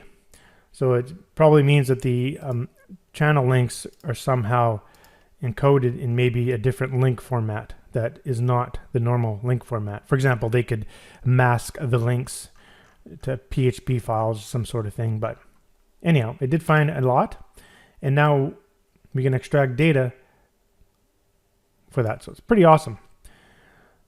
So that's how you could utilize this tool. Fairly easy to use. Like I said, all you gotta do is just find any content. Doesn't matter what it is, as long as it just has the YouTube channel links in it, and you throw it in here. Like a lot of the times you may not even know if there's any YouTube channels in it. So just throw it in here and just see if there is by hitting the extract links. If it doesn't find anything, it'll say I can't find anything. So that's basically how you can extract YouTube channel data from any content that contains channel links by using these using the content extraction tool.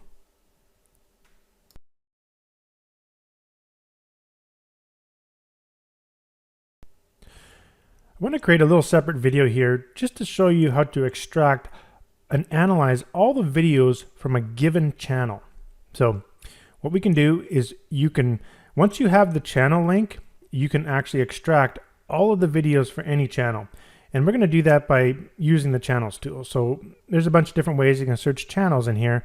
One way you can do the search using the search option here, or you can do the browse or import, where you can just paste in a channel link in here if you'd like, or you can use a built-in browser to browse, or use the content extractor tool. But for now, I'm just going to go ahead and just click on search here. We're just searching dog training. And I'm just going to go ahead and let it rip through for a bit. Okay, I'm just going to stop that there. And you come over here and you can see how many total videos. So just so we don't spend too much time, I'm just going to come through here and look at, let's say, this one. Let's look at one that has, like, I don't know, say 115 videos. Let's double click this to select the row. And now what I want to do is I want to see all of the videos. I want to analyze all the videos in that given channel only. So I'm going to right click channels tool and analyze videos for selected channel. And so what that does, it brings up the built-in web browser tool, the browse and extract tool. I do have some links in here, so I'm just going to go ahead and clear that out. That's from a previous video. Anyhow, it went directly to this exact channel in here.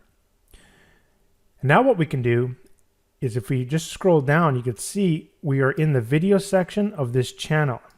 And now we can see all the videos. As you scroll down, it keeps adding more and more videos. Let's do the auto scroll button at the bottom and let it scroll until it doesn't scroll anymore. So it stopped scrolling. That means we've got to the end, and these are all the videos. Now if we go and click extract video links, we've got the 115 videos. And now what we want to do is go add links to videos tools. Do that, click yes, and it goes over to the videos tool, into the browse or import section, and it puts it into the little box here. So now we can go ahead and analyze all these videos. I've got some other videos here in the data grid I'm just going to clear out here. So now we can go ahead and analyze all those videos from that exact channel. And now we can uncover which one of the videos from that channel has the most views, most likes, most dislikes, the best rating, the most views per day. So we can see here, we can sort by the most views. That one got the most views. How about the average views per day? This one had 228 views per day. Well, it was just published a day ago. But if you look at this one, it's been up for 800 days. It's a long time, since 2019. And it has 69 views per day. So this one has always been a very popular video in this particular channel. If we just double click on the image, we can bring up the details, and we can look at the description and look at some details here. If you want to see the video, just click on that and go directly to the video and see why it's so popular and what it's about. But that is a real quick way, just get this out of the way here, real quick way to analyze videos for any given channel. Now I do want to show something else here. Let's just clear everything out here real quick. Go back to the channels tool. So let's say you want to analyze, like, say there's a channel that had, like, 4,000 videos or something crazy. Like this one has 800 and something, or sorry, 783. Let's double click that. And you can do the right click channels tool. You can do it this way, but I mean, you can also do it just by coming over to this column here to make columns larger. If you just kind of mouse over near the edge of it, you can move it. I can select in here, and now I can go Control C on my keyboard, and I can just copy the channel link. Then you go to Videos, Browse, or Import Browser, and up the top here I can just click Paste and Go. And now I go right to that channel, and now I click on Videos. Now, of course, the easier way is just to right-click, Channels tool, Analyze Videos, and does all that for you. Goes right to the channel page, goes to the videos. So anyhow, we know this person has, or this particular channel has almost 800 videos, so 700 and something, 783, I believe. I'm just gonna clear out these links from a previous video, or sorry, previous video from this video. So now, what you want to do here is you can actually sort inside here. You can click the sort.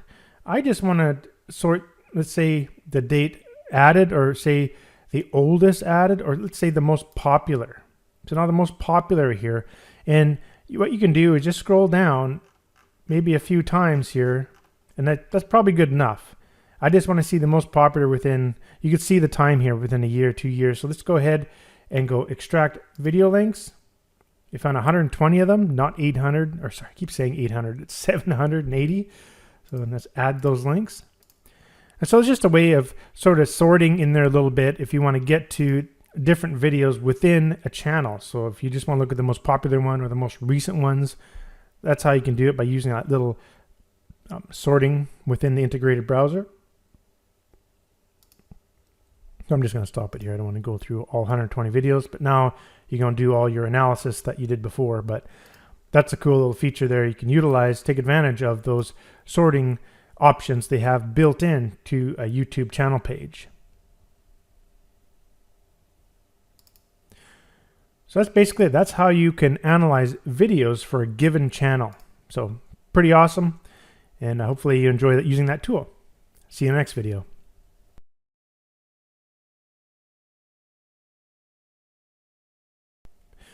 So the next thing I want to talk about is how to convert a video to text.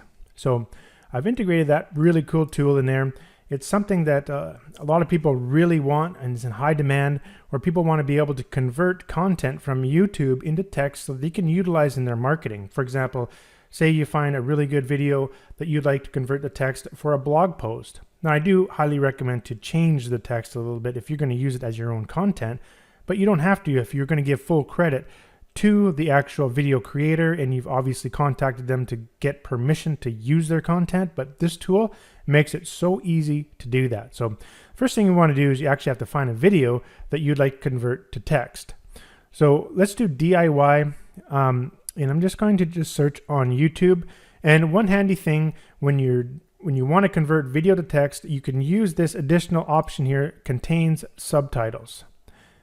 Obviously there's auto-generated subtitles that YouTube will do as well, but also you might find that you'll try to convert a video to text and says, oh, there's no text. A lot of videos on YouTube don't actually have any text, meaning people don't talk, or there is nothing said in the video at all. It's just, you're just watching someone do something, right? So you got to keep that in mind. Let's go ahead and just click on this, and I'm going to go search. So I'm just going to search the first page of YouTube results using the search tool here. And so what we want to do is all of these, you'll see there's a subtitles column. All of these have subtitles. So let's just look at one. Here's the content length, the length of the video. Let's look at one that's not too long. Let's take the top one. How about that? So I'm going to double click here. And what you want to do is you right click and go Videos tool. Then you can go Convert Selected Video to Text. So what it's doing, it just sends over that corresponding video link to this tool right here. Text or video to text tool, and just sticks the link right in here. So all we have to do now is just click on Convert to Text. And now we have all of the text from the video in here. Now, each line is kind of like mentioned as the person talks. So this is how it's kind of presented from the data that we get from YouTube. And we got some other data down here. It tells you how many lines, words, and characters. But unfortunately, you know, if you want to take this content and like convert it to some sort of readable content on a blog post, it's kind of hard. So I've integrated a very sophisticated tool. It's called Auto Punctuate. All you have to do is click this button, and it takes a little bit of time to do it because a lot of stuff is going on. And it auto punctuates the content so that it's in proper paragraphs. It's got commas. It does it at best it can, because some people talk differently and talk sporadically in the video, so it's never going to read perfectly. But this gives you basically tools to help you quickly make readable content that you can utilize within your marketing. Say you're doing a newsletter, emails or something like that, or articles or blog posts or ebooks, whatever you're doing with the content, this makes it super fast. So now we can get that. Let's try a different video. So we just clear this out here. We go back over to videos. Okay, let's try another video. Let's just unselect that one, and I'm just going to, let's go the one that has the longest video here. So let's double click that to select that row, and let's go ahead and add that over to the videos tool. Or another way to do it, you can actually come over here and just copy this, just select this cell and go Control-C on your keyboard and go to the videos tool and just paste it in there. There it is. And so now we can go convert to text. Remember, this one was a really long video, so if we click that, let's see, it does take a little bit longer for it to grab the data. And we could see there's, almost 8,000 words, 43,000 characters. So now when we go to auto punctuate this, it can take up to like a minute or two. So you got to be very patient, because it's an incredible amount of working that has to be done in order to do this, because like look at all of this content. So let's do auto punctuate and just wait a minute. I'll pause the video because it will take like a minute or two. All right, that actually took less than, I don't know, maybe 40 seconds or something like that. So now it's 44,000 characters. Like look at all of that. And it's beautifully put into nice paragraphs and periods and sentences and all that kind of stuff. So now we have a crazy amount of content that we could use if this is sort of what we're looking for. I don't even know what's in here. I just did an example, but I do want to take it one step further. Well, sorry, before I do that, you do have the option down here to save all the content to a file here. Yeah, open and save. Sorry, I kind of lost myself there for a minute. And then we also have auto punctuate here, copy and paste. And if you right click, you get access to that same right click menu. Now I want to talk about spinning content. I know I have another video in here for it, but I just want to quickly show you. You can actually spin all this content by using the free Google Translate tool. Spinning 44,000 characters is a lot. Probably not that much at the same time, but let's say I wanted to spin this particular content. I want to use this content somewhere in my marketing, and I would like to reword it just a little bit. And one way you can do it, if you click the spin content spinner, okay, go up here, you can go like this and select. You can click down here or just right click and go, I want to send selected to the content spinner. So that's there. So here's the content spinner. And how does this work? The content spinner uses the translating technique. So if you're not familiar with this, it works like this. So basically, if you go to Google Translate and you take in your content, there's a space at the beginning there, you take your content to Google Translate and translate it from, say, English to Dutch, and then you take the result of Dutch language and you put it back in to the translator and do another translation from Dutch to Spanish. And then again, a third time, you take that Spanish content, you put it back in, and you translate it back to English again. What happens is the words will slightly change. But what's awesome is the Google Translator tool is so powerful that it will keep the readability really, really well. You could be able to read the content super well. Other content spinners, they change synonyms and all that stuff, and it just, when you read it, it just sounds horrible. It just doesn't even make sense. Where this always usually makes sense, and it usually changes the content between 20 all the way up to 40%. So it's really awesome. And you can select different translations if you'd like.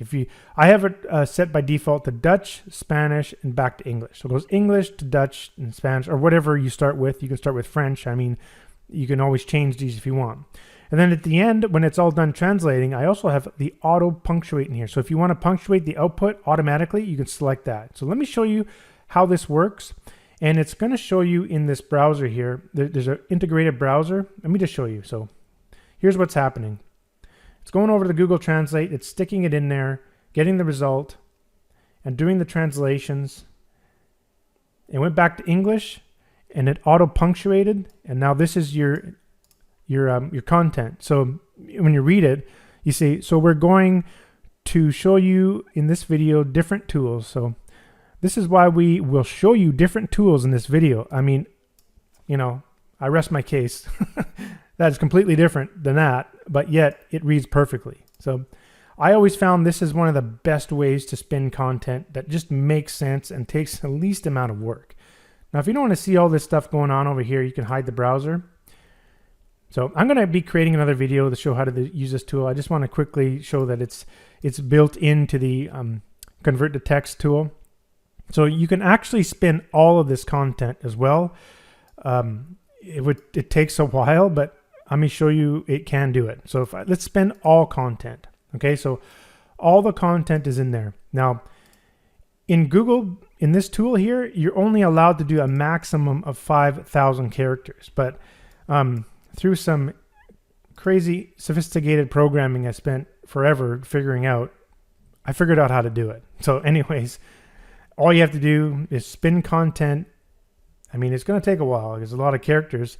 So there's 10 blocks of 5,000 it's got to go through. And each one, it's doing those three things. So it's going through the 3 different languages for each block of 5,000 characters. And it will keep doing that until it's done. All right, I paused the video. It did take a few minutes for that to work. But now we can see the content has been all spun. And there's 8,000 words, 589 lines. So now we've taken all that content and we spun the whole thing absolutely free using the free Google Translate tool. Like I said, it took forever for me to figure this out. Otherwise, the only other option is to actually use the paid API system through Google, and you have to pay a little bit of money to use their translator. But I figured out a way to use their free one just by using the integrated browser and just doing it in steps. Anyhow, you can see the power of this tool. All this is unique, like a lot more unique than the original. And now you can, what I suggest is still look at this and maybe even type it in your own words again a little bit, and you'll have unique content that you started from a video. It could be your video as well. Obviously, if it's your video, it's your content. You can do whatever you want with it. You won't actually have to use the spinning tool. But anyhow, I just want to show you the power of this tool and just how incredibly efficient it is to go through, 8,000 words in just a few minutes. So that's basically everything I need to show you for how to convert video to text. And this is a very powerful tool that you should be utilizing in your marketing to get basically unlimited content from YouTube. Thanks for watching, and I'll see you in the next video.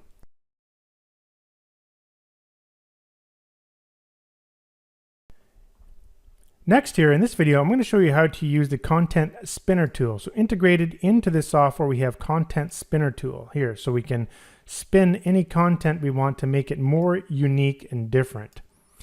This tool is really handy when using in conjunction with the video to text tool, which I've shown before. So I have a video in here. If you convert the video to text, it's nice to be able to take this content and make it unique. You can auto punctuate it. Then you can take this content and then you can go and use the Content Spinner. But let me just bring it up here and we'll just talk about the spinner tool and how it works. So before I show you how it works, I want to demonstrate it on Google. So if you go to Google and type in Google translate. You go to the free translate tool here. And so I have some content here. I just copied from the internet, some random article I found on Etsy. So I put it here. Now this is a popular way to make content unique by using the free Google Translate tool. This is kind of how you do it. Basically what you do is you take your initial content, which is English, and I want to translate it to a different language. Let's say, for example, Spanish. Now you take this Spanish and you copy it. Then you come over here, select all, delete, and then paste. Control V on my keyboard. Now I'm pasting the Spanish, and now let's change it to, I don't know, let's say Italian, or I don't know, let's pick one here. How about Dutch? All right. So now I'm going to copy it again, go back over here, select all, Control A on my keyboard, delete key, Control V to paste. We pasted in the Dutch. And now let's go back to English. Now the final English is going to be a little bit different than the original. So I'm just going to copy it here. And this was the original, so I'm just going to go in word wrap. And this is the translated underneath. So you can see for newbies, it's often a battle between starting on Etsy or shop or building their own website. For beginners, it's often a struggle between starting on an Etsy shop or building your own website. So, I mean, look how awesome that reads. The science behind this tool is unprecedented. It's unbelievable how well it's readable after it's done. A lot of like Google, or a lot of spinning content tools, I mean, there's some pretty awesome ones out there, but they always kind of utilize taking a single word and then finding a synonym, a related word, and replacing it. And then half the time it doesn't read very well at the end. It's just so choppy and reads really weird, and like you don't really want to use that kind of content anywhere. So this always usually makes the output really readable. So the challenges I was faced in developing this tool was the fact that using this, you can only do 5,000 characters at a time. And you saw how clunky that was, trying to copy and paste, change the language. Like it's a pain in the butt, right? I figured out how to do it all automatically inside of this tool I called the translator spinning tool. Let's do the exact same thing we just did. So I'll take that initial content again and we'll put it into the input box at the top. It tells us how many lines, words, and characters are in here. And now you can select the translations. So I'm going to go from English to Dutch, Dutch to Spanish, Spanish back to English. And I'm going to have the auto punctuate selected here, so it'll automatically punctuate the output for me. You don't have to do that, but just adds another level of sort of making it more readable. So now what we want to do is we want to click spin, and what's going to happen is there's an integrated web browser in here, and it's going to do all that stuff for us right before our eyes. Check this out. So that's going to go in, and it's going to put in the English, then to Dutch, then back Dutch to Spanish, then Spanish back to English, and then it auto punctuated and put the output down here, just like that. Now, if you don't want to see all this stuff going on over here in the web browser, that's fine. You can just click hide and just let it do its thing in the background there, so you don't have to see that jumping around. You just wait for the content. But here we go. Now we have this content that's a little bit different than this one. And for again, you can see it even changed. Like for newcomers, it's often a struggle between starting an Etsy. Remember before we did other languages and there was different content. So you have an infinite control here. Like look at all these languages you can go between. So you can go and experiment and do what you want. And then you can always keep that sort of flow, translation flow that works best for you. So you can basically create an endless amount of different unique content from the same one just by messing around with the different translations, first and second. Pretty awesome, right? Now in here you can actually, I put these little control buttons for each text box. So here you can spin all content, save to text file load, or copy and paste. Copy and paste buttons are here. You can also clear. Same thing here. And this is show browser. Now, I also want to show something else here. So let's just clear everything out here. I want to get a whole bunch of content, a lot of content. So let's do that by going to the videos tool, and I'm going to just search for DIY contains subtitles, because I'm going to extract the video to text. So I'm going to click search. And let's just go over to the video length, because usually the length of the video will say it'll be a lot of text in it. And let's go around. Whoops, where did I go here? Let's go around. Let's say this one. And I'm going to right click. So I double click to select the row. I'm going to right click and go videos and go select video to text. Let's go and convert that. So now we have the content. There's 13,000 characters. I'm going to go ahead and auto punctuate this just right here. This will take a second here because it's a lot of content.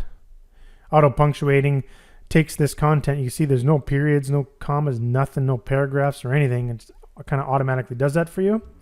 Now that it's auto punctuated, I'm going to go ahead and spin all this content. And it puts it all in here. There's 13,000 characters. Now remember when I told you in this tool, you can only do 5,000 characters at a time. But I got around that by doing it in blocks of 5,000. So it's going to do blocks of 5,000 and then do the full translation for each block, and it does it all by itself at the click of a button.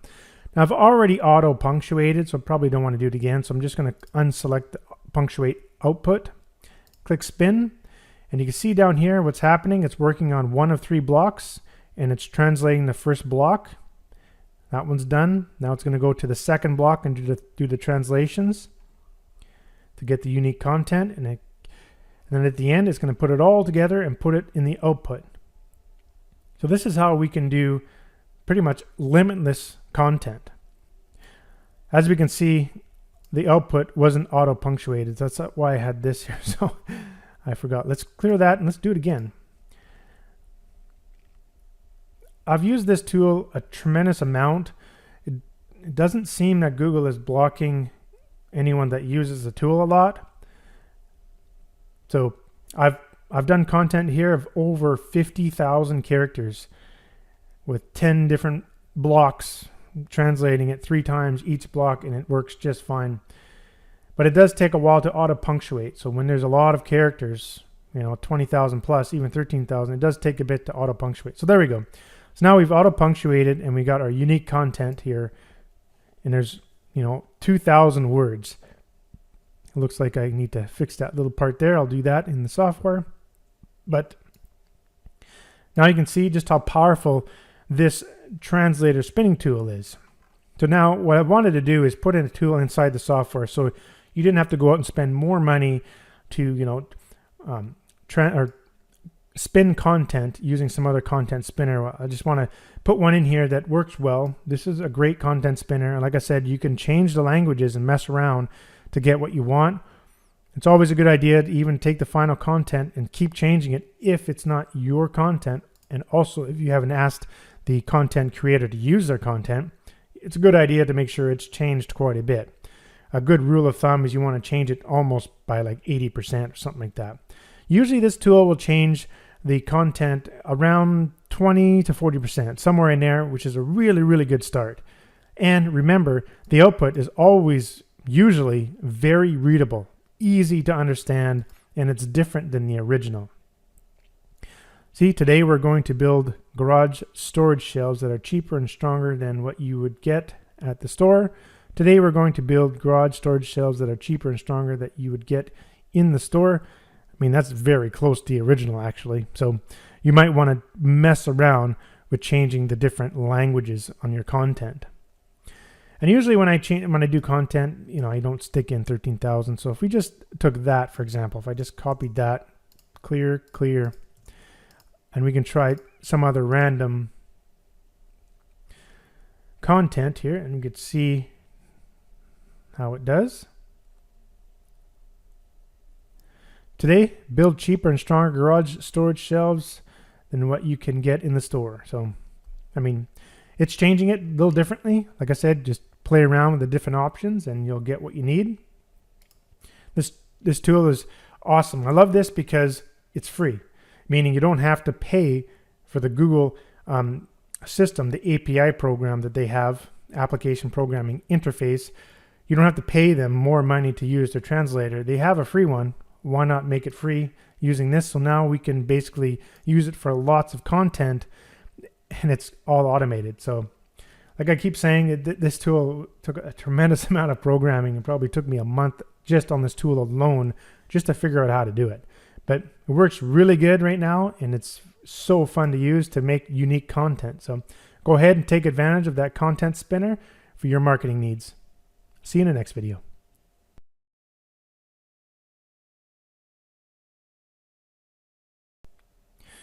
Now let's look at how to use the comments tool. So you want to analyze the comments of a given video. So I'm just going to go over to the videos tool here, and let's go ahead and find a video that has a bunch of comments. This one has 4,800 comments. So let's double click that, right click videos, and we'll send selected video to comments tool. So now it puts the video up here. And so the way I've done this tool is you have to first click the button to load the video into the integrated web browser. Now sometimes when you load the video might start playing. It's kind of annoying, so you'd want to stop it. In this particular case, it didn't. And so the only way you can actually extract comments from YouTube without using the API is to get it from the browser. So as you know, when you go to a video, you can come in here and you can scroll and get the comments. But I want to show you how to automate that a little bit. So first you click, number one, you click the load video, puts it into the integrated web browser. And now I want to select the number of page scrolls, how many times you want to scroll down. Let's just do 10. And so now if you click this, it'll automatically scroll in the browser for you and extract.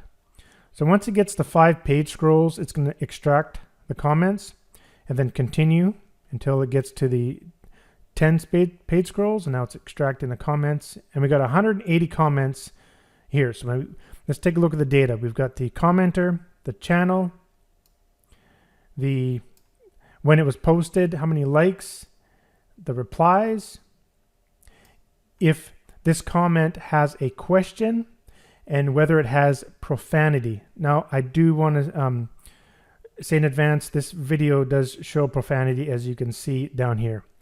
I apologize, but this is something that customers really wanted to know, whether or not comments have profanity in them. If you can also control the profanity list if you'd like. You can right click and you can go to where is it now? The comments tool, and you can go profanity list. And in the profanity list, you can update the words if you'd like, and you can put it in there. If you don't like seeing this column, you can always just do that to hide it, right? But it is important to know, you know, the content, whether or not it has profanity for your marketing use. You may want to, if you're analyzing your own video and you want to quickly see, you know, who's swearing in your comments, you can go in and remove it or something like that. Or, you know, another good thing is, say you're promoting a product, or someone is promoting a related e-commerce product or something like that, or any product, doesn't have to be e-commerce. And maybe you want to go in and see at the profanity, see how angry people are, and look at why people are angry. And then you can pinpoint details. For example, like, oh, this software totally sucks. I don't like it because it crashes all the time. Something like that, right? And be like, oh, this software is crashing. Well, why is it crashing? Maybe I shouldn't promote this product as an affiliate or something. But it just gives you an additional insight. I've seen this data being extracted by other similar kind of tools online, so I thought I'd put it into the software. So now you have a quick way of analyzing the comments. Now, we can take this one step further here. Let's clear this out. One thing you can do is, I added a couple of very handy tools down here. If you go up to the top and go down to where the comments start, let's see where they start. Here they are. You do have sorting abilities here. So I can sort by the top comments or by the latest comments. So if I go by the latest comments, I want to see what the latest things people are saying. So I can do that, and then I can do some auto scrolling. If I click start auto scroll, it'll keep track of how many. So I'll just scroll, let's just say 5 for now, like that. Now I can go extract comments, and now it's going to do its thing here, and it's got all the comments now. I got 140 of them. But these are the latest comments. You see this one got the most likes, this particular comment. So now you can investigate, why that got a lot of comments. Now, another thing you can do, which is awesome, is you can analyze these comments. So let's say if we select all the comments and we can click analyze down here, or you can right click and select analyze keywords and comments. This brings up this tool here. We can see the word combination, and now we can see the number of words that occurred in those comments, the percentage, the average likes per word, and the number of words. So we can actually, excuse me, we can analyze multiple word combinations. So if we just go clear, we can go say 3 word combinations, and it finds the 3 word combinations, and you can see the times they occurred, and it gives you a value. So we didn't analyze a lot of comments, so we don't have a lot of data here, but we got an idea of which words are getting more likes per word combination. So now you can put a value to these comments and start to uncover things. Like, this is really useful for uncovering like problems with products, or like things that are good about products. So if you're doing research for products, you go into this tool, extract thousands of comments, and then come in here. Imagine instantly seeing the popular 3-word combinations through, say, 2,000 comments on a video. That can give you an incredible amount of insight into a product. For example, you can quickly see what people hate about the product and what people love about a product. And then you can apply those things to your own marketing in such a way. Say, for example, you want to create a product that's similar. We'll find out what's wrong with other competitors' products and fix them in your product. And then you'll get better results from your competitors. It's a very powerful tool. A lot of people do this in other sorts of areas of marketing. And I decided to do this within the comments because comments are invaluable. People are giving you free data, basically. This is what's wrong with what's going on here. This is what's good about your product. Take advantage of that information. Now, let's do the analyze again. I want to show you even further. You can take this even further. This is so cool. Let's say you select one of these for here. I want to see, okay, this says I love you, but I'd like to see like what comments that came from. So if you select here and select view comments, it will show you the exact comments where that word combination existed. How powerful is that? So now you can see, okay, like if this particular word combination sparked some sort of idea, I was like, okay, well, how did that person say that word combination? Now you can go and view them exactly in here. That's really powerful. Okay, I just paused the video there and I went and I did the sorting at the top here for the top comments, and then I did an auto scroll for 50 pages, 50 auto scrolls, and extracted the comments, and I got 918 comments. So what I'm going to do first is you can actually save your data. It's a good idea to save data so you don't lose it. So I'm going to save the comments. And now we can go ahead and we can select all. And I want to analyze. Now let's take a look, let's look at like 3-word combinations, usually good. And we could see the ones that got the most average likes. I want to look at ones that occurred more than, say, 9 times.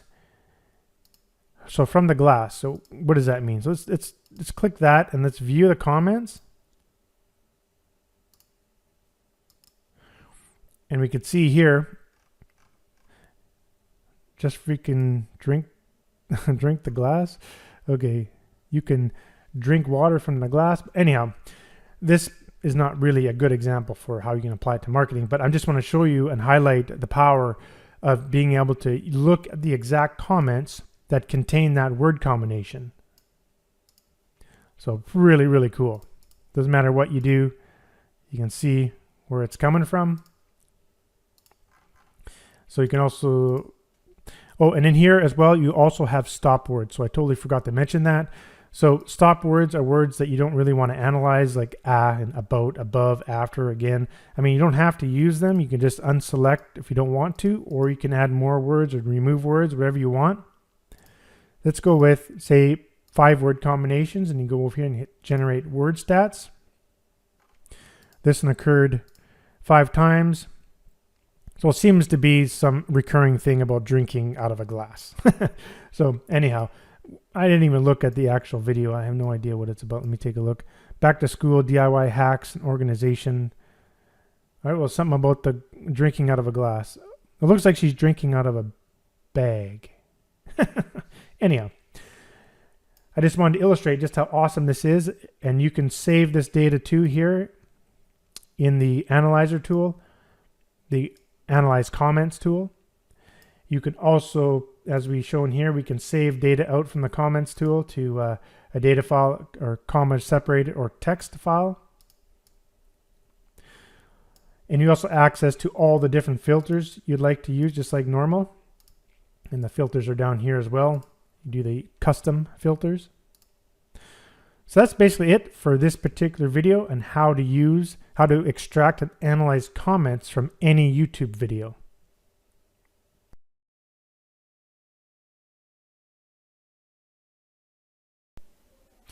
Here I want to show you the updated video downloader tool that I've integrated into the software.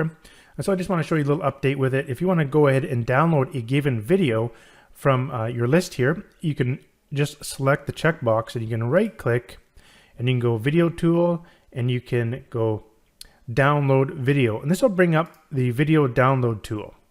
As you can see here, now it will automatically just put the link directly in here and actually click the video, the link for you and get the actual formats available to download. And so there's a couple of versions here. We do a one that's a little bit better quality than lower quality. Now, for some reason, when you're downloading this directly into the software, sometimes it can take a long time. So if you go and download, you click download here and you want to select a place to download it. It can sometimes take several minutes, about 10 minutes here to download this video. Obviously, you could just put it to the side and just continue with your research and get back to it later. Now, there's another option I put in here. It sometimes can be a lot faster. You can click this right here, open in browser. And what you can do here in the browser, you may have this option here where you click this button and you can download it to your computer much faster. So if we go ahead and save it, we can see here it almost downloaded instantly. So we can go into the folder. You can see in Chrome, it allows you to click this and show in folder. And now we have the video here. It's just off to the side there. So that's how we can download. Now there's another thing I want to show you in that tool. If I just make it a little bit bigger here, and I'll just get this out of the way so we're just looking at only this tool. So you'll see this checkbox up here. If you deselect it, unselect that, and go get video formats, it'll actually get a whole bunch more formats. So let's take a look here. So we got these two formats, which includes video and audio. And then there's a whole bunch of just the video and then some of just the audio. So this is useful. Let's say you want to get a video and you want to sort of maybe edit the video itself without the audio, add your own audio, or have the audio and video separate so you can kind of manipulate them in your video editing software. So this is an option that we've provided in this tool if you need to use it. So if you don't, by default, this is selected, and whenever you use the tool, it'll just show the ones that have video and audio. Now you can access to that tool from the tools button as well at the top. So if you click here, you will see download video here. Another place to get access to that is if you actually double click any one of these images, it brings up the video details window. Now in here, you also have the download button at the bottom. So you can download the video, or if you'd like, you can also download the thumbnail image of the video. Now I do want to mention one thing I've come across is that sometimes there's videos you just cannot download from YouTube, and I think it has something to do with copyright rules and other things like that they just don't allow you to do it. So let me just show you that example. So I did here a search for just trending videos down here. So just click that one, right click, and we'll go to download video. And you'll see if you try to click open, nothing actually happens. And if you try to download it, it also will not do anything. It just kind of just stops. That's because YouTube is preventing it. So not every video on YouTube can be downloaded using this software. So just keep that in mind. You'll even run into this problem if you try to use, say, third-party video downloaders on the internet. They may not also be able to get this particular video to download. So just want to keep that in mind when you're trying to download some videos, that sometimes you may not be able to get it, but from what I've seen, most of them will download. So that's basically some new things I did in the software, and that's it for this video. Thanks for watching.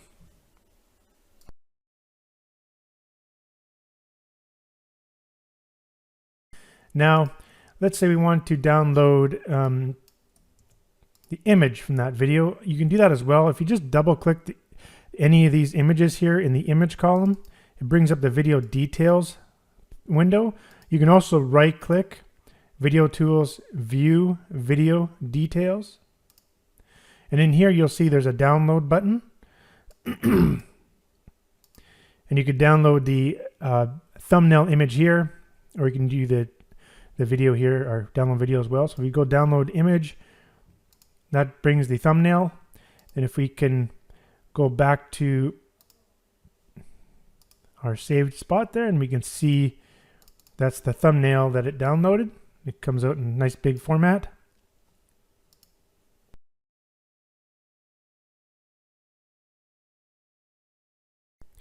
Another really handy tool we've integrated into the software is under Tools, you can go to Video Title Generator tool. So the Video Title Generator is really powerful for trying to find or trying to get some ideas for coming up with your next video titles. We've integrated a lot of titles in here. In fact, there's over 1,200 built-in titles that you can select from that can kind of help you make a decision on what you want to do in your video titles. So it just gives you an idea of where to start with. So let's say, for example, we're doing with, let's say, weight loss or lose weight. So basically all you do is just put in your related keywords, 1 or 2 keywords that are related to your topics, like lose weight, and we can select from here, get 10 random titles, 20 or 100. I just stick with 10 and just hit generate, and you'll get 10 random titles, and you can see the word count and the character count.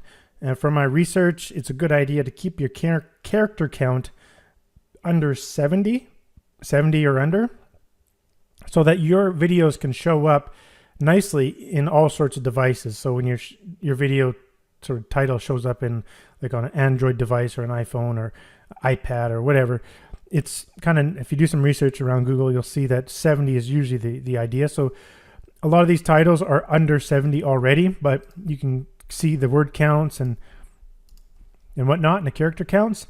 And then you can use these to try and come up with your own ideas. So the way that this works is you stick your seed keyword in and a whole bunch of variations of the title will show up. So you can just keep generating random ones at once, or if you want to see them all, click generate. You can see all 1,200 of them.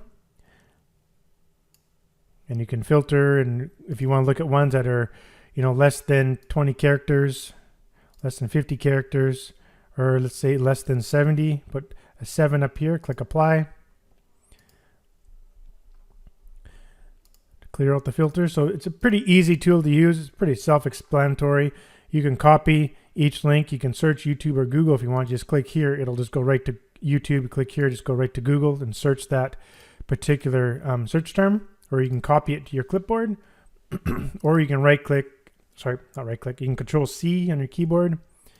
So there's a bunch of different ways you can do it to get that title, but then you can utilize these titles within your marketing. It's always a good idea. Just use 10 random ones that you're not overwhelmed by all the titles, and usually you'll find one real quick that you can just start with.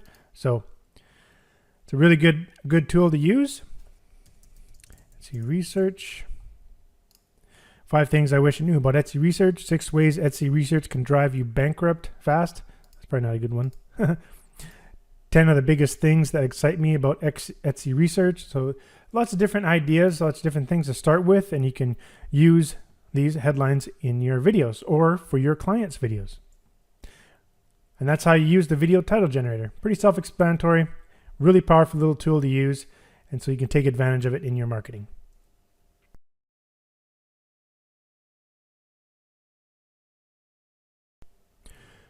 Here we're going to talk about how to save and view preview files. There's two formats of preview files, which is table format and feed format. So let's investigate that. And you can do that in both the videos tool and the channels tool. So in the videos tool, you'll see we've got a bunch of video data we've downloaded here and analyzed. So let's right click and we can go to videos tool, right click, go down to preview, and you can preview in HTML table format or HTML feed format. So let's go table. So in the table format, you'll see it'll be actually a full table with all the rows you can sort like so. You can even search inside here as you type. You can see how many if you want to see 10 per page, and then you can pagination in there as well, where you can see all of them. And so this is a really cool way of analyzing the data. If you just mouse over, you can actually see the larger images there. Another format you can do, if you right click preview, you can go to a feed format. And you can also sort. So this is sort of like more like a kind of like what you see in Pinterest, like little blocks, and it's just a different way of looking at the data. And we have a whole bunch of data here: the views, likes, dislikes, rating, comments, and average views per days, and views per day, I should say. And you can sort by each of them. You can even search up here as well. And so these particular files, you can actually deliver them to your clients just like any other file. So let me show you how to do that. So if you go down here, before I do that, when you go to channels, you got the same options. You right click and you can also preview HTML table, and also right click and preview in the feed format, and you have a couple of different ways to sort, and you got the searching ability as well. And to save them, go down to the file here. You'll see you can preview them here as well. You can export. I call them interactive HTML files because, as you notice, you can interact with those files. Meaning you can do things like this. You can search. They're interactive. So that's why I say they're interactive files. Same with this. You can interact by, sorting, and you can search and all that kind of stuff. You could even remove, but if you refresh, they'll just come back. Excuse me, they'll just come back. So what we can do now is we can save those interactive files by going File, Export, Interactive Table File. So we'll save it here. And let's go ahead and save the feed file. And it saves it as a .html file. And so let's go to that location where we saved it. If you don't remember, just hit File and go Open Last Working Folder. Sort by date, and these are the two files. So these are self-contained files. Think of it like, like a text file, or a Word document, or a PDF, or an image, or a video. It doesn't matter. It's a self-contained file. You can just deliver this file to people just like any other file. And when your customer, or say your outsourced team or whatever, they get this particular file on their computer, say you send it to them through email or whatever, when they get it in their computer, just like we're looking at right now, they got the file in their computer, all they have to do is just double click that file. It will open in their default web browser, and it will have all this functionality built right into it, the entire file. So it's a self-contained interactive HTML file. I think these are far more powerful than a PDF report, because a PDF report, you can't do things like sorting or searching.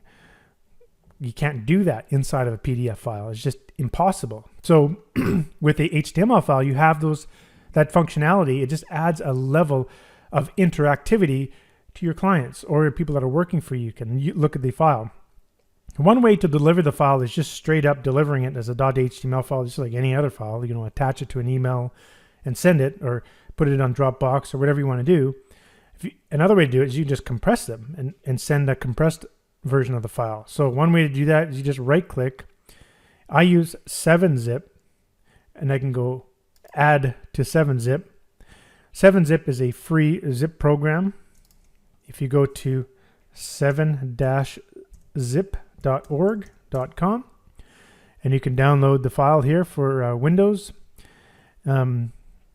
In a Mac, it's really easy. Just right click and say compress, and it's built into the operating system. Windows, unfortunately, doesn't have that. So I use 7-zip. It's free. I've been using this software for seriously 20 years. It's a long time, but it's pretty trusty and it's never broke on me. So I think I just have the 32-bit one installed on my computer, even though my computer is 64-bit. It doesn't really matter. Just download one, and once you download and install it, then you got access to it on the right click. 7-zip. So you can add to an archive. Even when you have an archive and you want to unzip it, you can right click and 7-zip. You can say, extract here or extract to a folder named the same name. Handy little tool to have. But now I can just deliver the .zip file to my customers as an attachment to an email, upload it to Dropbox or Google Storage or however you'd like to deliver your files, you can do it like that. So that's how you save interactive HTML files, and that's basically how you can deliver them to your customers or to your outsourced team or your workers that are doing research for you on your behalf, and they need that data. So what's cool is you can send them not just to HTML reports, but there's also a lot of other file formats that you can save to as well, like comma delimited file, comma separated value, more specifically for spreadsheets like Microsoft Excel, text files, so those sorts of things. So that's how you save the interactive web pages and how to preview them as well.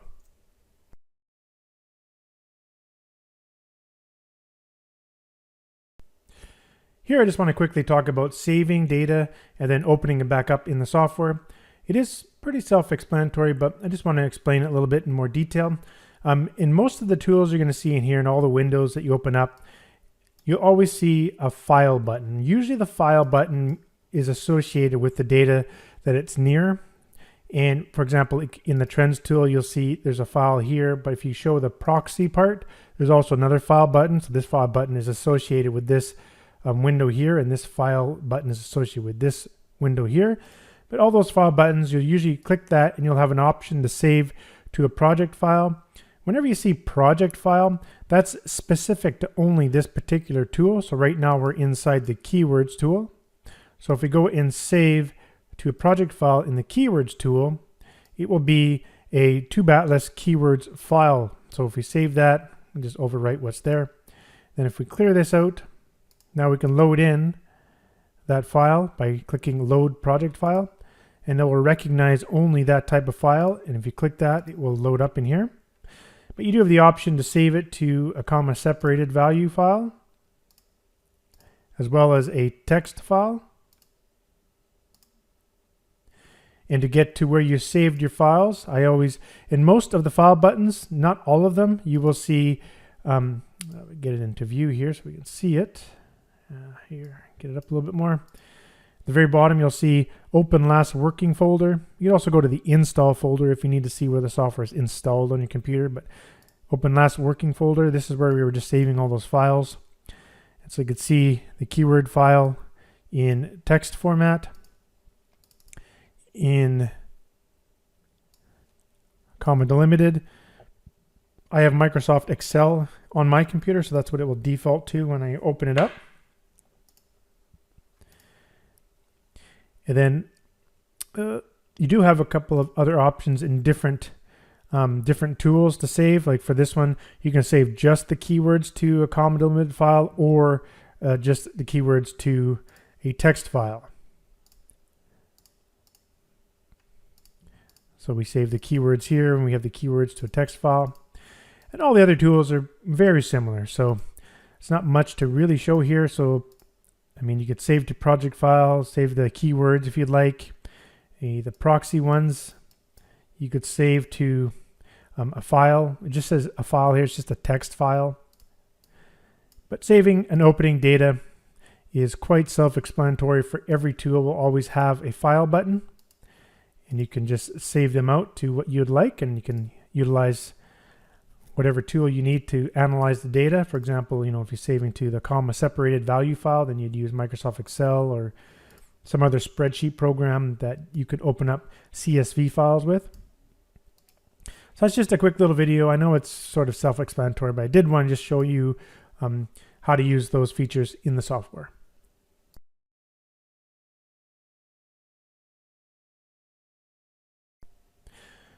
So next, we're going to talk about how to use the quick filters and the custom filters throughout the software.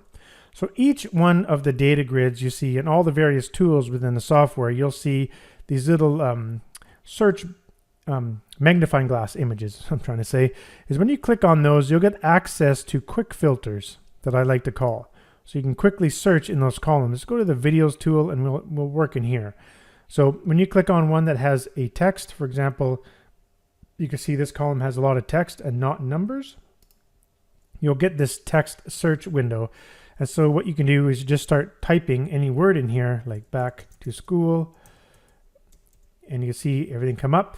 And you can see it kind of covers the row a little bit. If you go over to this little thing here, this little icon, and you can actually move this around anywhere on your computer screen, to be honest. But as soon as you click anywhere outside that little window, it just closes like any other pop-up. For example, like when you right-click somewhere on a page, as soon as you click somewhere else, it goes away. It's the same idea for this little window here. So that's a handy little thing, and as you type, it will start to filter, and to remove that filter, you click the little X box. Now when you come to a column that has numbers, you'll have some options here. So if you click that, you'll have all these different built-in filters that you can just quickly select, and it'll automatically update the grid. Again, you can move it out of the way if you want. And if you want to clear those filters, you can click the clear filter button there. Now, let's say there's something in here that you want to try that's not there. So, for example, I want to see everything greater than, say, I don't know, 122. Click apply, and it'll apply that filter to there. That's pretty cool. And you can do the greater than and less than. No, there's nothing less than that. Let's try like something like that. Oh, there we go.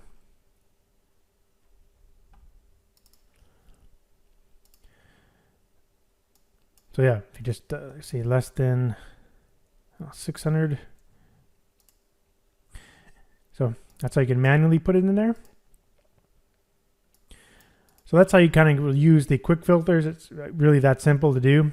Now let's talk about custom filters. So if we just go down to the bottom, you'll see this filters button. Most of the grids will have custom filters. So you click here. The first one is to clear filters. Like, so let's say you had a couple of filters built in. You can actually go, or not built in, some quick filters applied to the grid, and you'll notice that the column will turn green, and that basically says that column is filtered. So we go filters, we can clear all filters, boom, just like that. So now what I want to do is let's take a look at show filters. So you go down here, go click show filters. You can see the actual filters in action here. If you actually do some quick filters, you'll notice them showing up over here as you do them. They kind of show up there. And you got access to all your filters here for each grid. As you move to different tools within the software, this window is open at the same time, it will update. So if I go to channels tool, you'll see it switched over the channels, but there's no filters we have applied on this in this grid. But let's say we did. We have one filter there.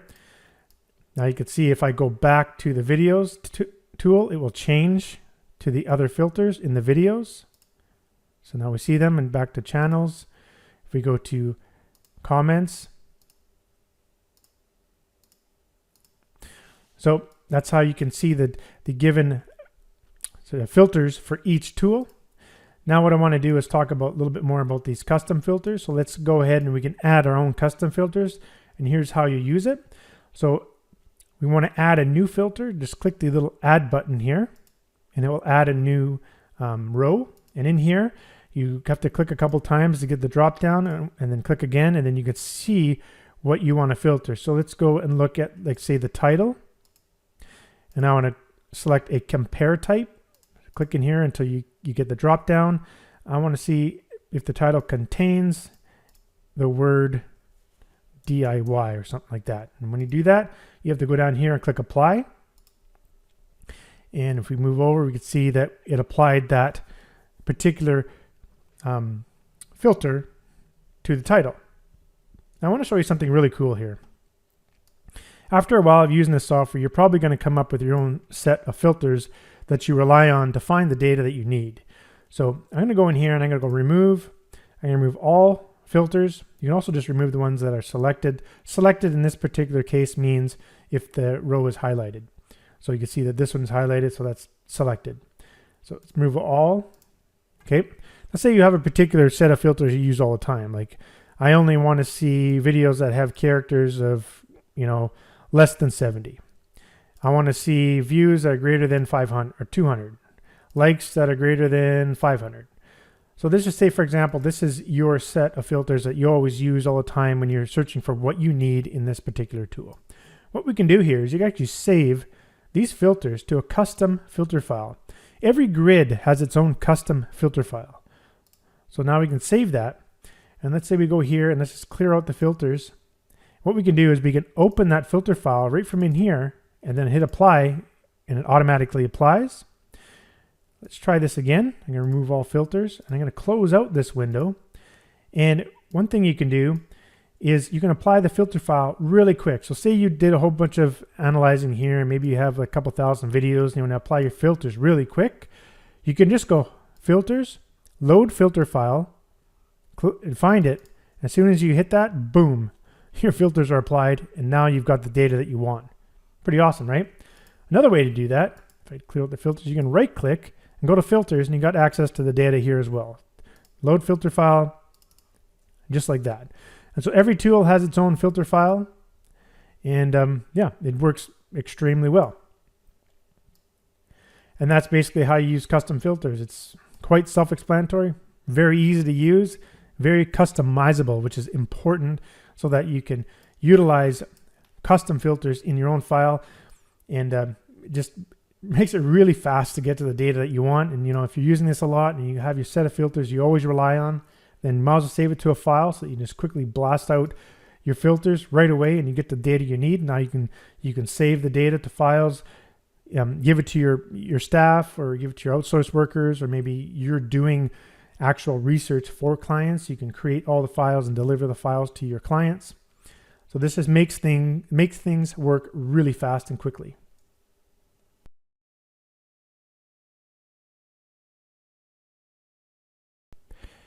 In this quick video, I just want to show you how to manage your installs. So you're given a certain amount of installs when you purchase the software. So if you click on the help button at the very top menu bar here, and you'll see manage installs. Go ahead and click manage installs. It'll take you to a web page where you can see information about your account and the number of installs you have. On this particular one, I have 3 installs right now. I have up to 20. I put 20 in there because it's just useful for when I'm developing the software. Then if you scroll down a little bit, you can see the computers that you're installed on. So right now I have installed on 3 computers that I own, so a PC and a couple of Macs. And so let's say you're only allowed 3 installs, but you want to install it onto another computer you have, and it's not installing, it's saying you have too many installs. All you have to do is, like I said, go in the software, you click help, manage installs, and then on this page here, you can come in here and you can just remove one of them. So if you just go remove like that, now it's removed. Now you can go back to that computer and you could run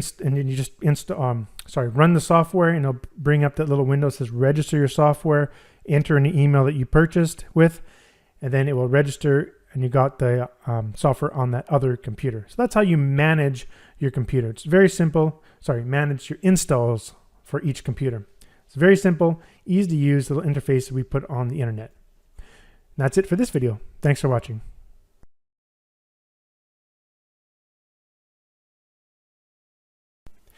In this video, I'm going to quickly show you how to generate hashtags using several different tools built into the Tube Atlas software. Now this is a new kind of feature I put into the latest version, so let's go ahead and just quickly go through it. In the keywords tool, you'll see there's a new hashtags button there. If you click that, you'll see you have a couple of options. You can also access those features by right-clicking and going to hashtags. So basically what this does, it just takes the keywords you've generated in the keyword tool, and then it copies hashtags to your clipboard. Let me just show you, for example. Let's type in Etsy and get a bunch of keywords here. And let's say, for example, I want to sort the rank by 1, and I just want to get a bunch of the number 1s here as hashtags. So just select the checkboxes, and then now you can go right click, or you can select that little button down there. I'm just going to right click and go copy selected keywords as hashtags. So go ahead and click that. Now if I just open up a text document and just paste, you'll see those put in as hashtags. So hashtags will be the keywords with no spaces, and then you put the little number sign there in front of it, separated by spaces.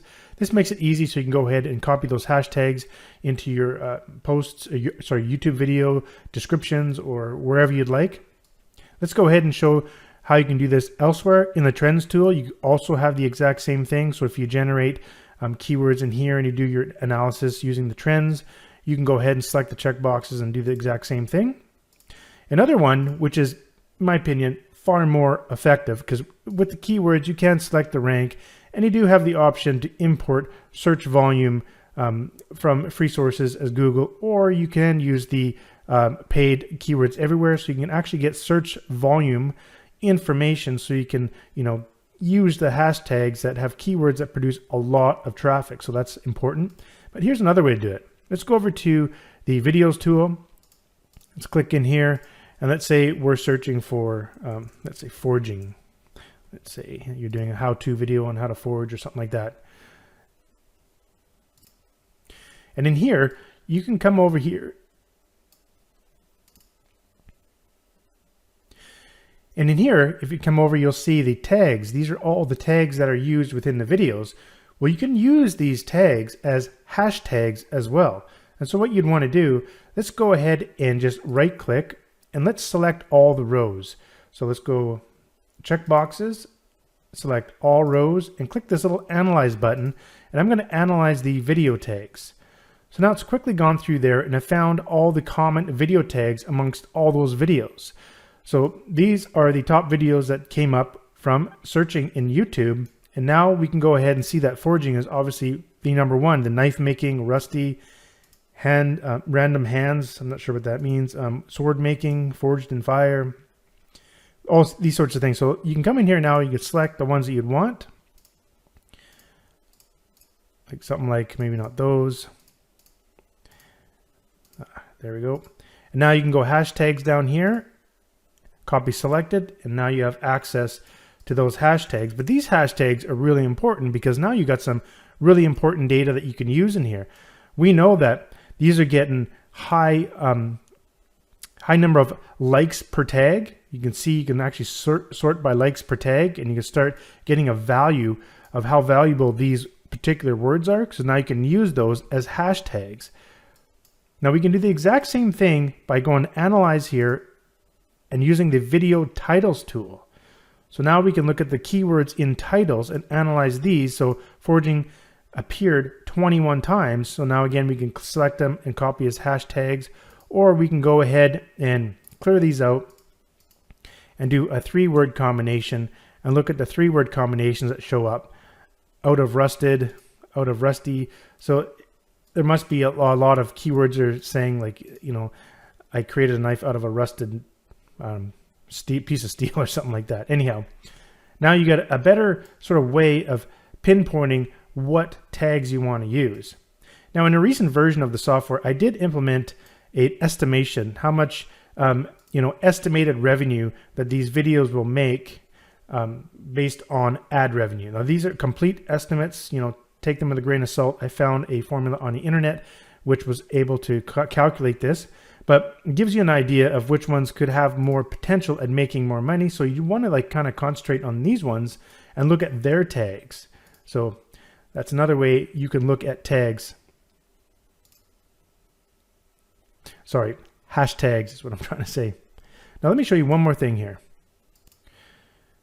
Another way to do this is clear this all out and go to the browse and use the built-in browser. Let's go ahead and go to home, and let's do the same thing here, and let's just search forging.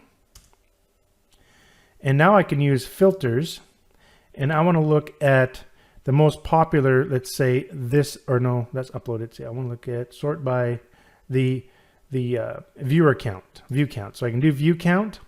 And of course you can do any of these other filters in here as well, but I'll just do view count for now. So I know that YouTube has returned a bunch of results based on view count. So these got the most views. So I can hit the auto scroll here and just scroll a couple pages and get some results in this integrated web browser. Now I'll just stop here and go extract video links. This can sometimes take a bit. There we go, found 166. So I'm going to go ahead and add those to my video tools. Now I do have other videos in the help videos that show you how to use that tool I just shown you, but right now I just want to get to it. So I click get data. So now we're going to extract all the data for those 166 videos. So now we've extracted those videos and we know that they had a lot of views. And so now we can do things like, estimated earnings for video, estimated earnings per day for each video. Now we can come in here and we can start looking at what these tags are. So now we can analyze these tags and get a better idea of what we're looking for.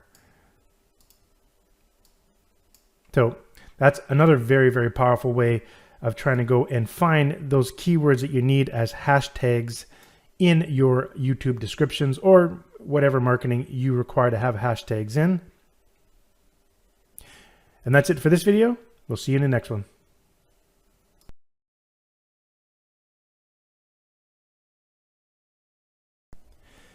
In a recent new release of the software, I added another feature which basically gives the ability to estimate the video earnings from ad revenue. As you can see, the new columns here in the videos tool, and I also added a couple in the channels tool. Let's just take a quick look here. So now you can see the estimated video earnings. Now I found a special algorithm formula on the internet that just does a rough estimate. So obviously this is not exact, it's just an estimate, giving you another sort of variable, another metric that you can use to guide you on trying to figure out which videos are really hot and which ones you kind of want to analyze within your marketing. So now you can sort real quickly by the estimated video earnings from ad revenue as well as estimated earnings per day. So what this does, it takes the overall estimated earnings and it divides it by the published age in days. So that's how this number is created. Let's go over to the channels section here and just do a quick search.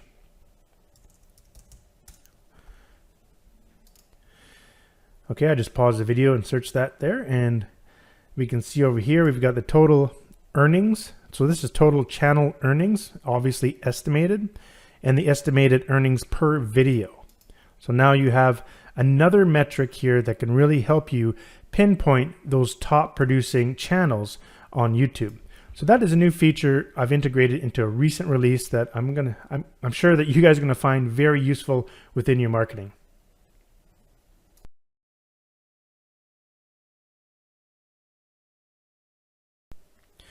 Another great feature I've recently integrated was the ability to extract emails from the descriptions. So I've noticed that in the descriptions of videos, sometimes people will enter their email address because they would like to be contacted for certain things like collaborations or maybe doing some sort of mutual marketing or whatever. So if you're interested in getting those emails, I do have another column here. So if you just sort here, you can see all the emails that we have extracted. Obviously, not every video owner is going to put their email in there, and but you can get access to a whole bunch of emails. And if you want to see just the ones with emails, you can do a quick search here and just put the @ symbol. So there's 59 emails in this one. It also gathers multiple emails. So if there's more than one email given in the actual description, it will show it here as a comma delimited thing. And please note that sometimes these may not be an exact email. It might actually be like an Instagram profile link or something like that. But the software does a pretty good job of getting the correct email out of there. You can always just, if you're not sure, you can just, select that video go on over and just double click the image and bring up the description. And then in here, you can take a look. So there is multiple emails. There's 3 of them in here. So that's a new tool we put in there. Also in the channels, there's the same thing. It looks in the description, the channel description, to see if there's any emails. And you can see here, there's a bunch. I did a search for forging in here, and you can see there's a bunch there. So that's another feature we've added in there. So it gives you the ability to contact the YouTube video owner, whether you want to do some business with them or whatever you need the email for. It's a good idea to make sure you do not spam these emails. I want to stress that is a big no-no. This was created just so that you can have the ability to contact YouTube owners if you want to do extra business with them or something like that. I do not recommend grabbing these emails and just started promoting products to these people. That is not what you want to do. So anyhow, that is the email extraction feature we've integrated into the videos tool and the channels tool.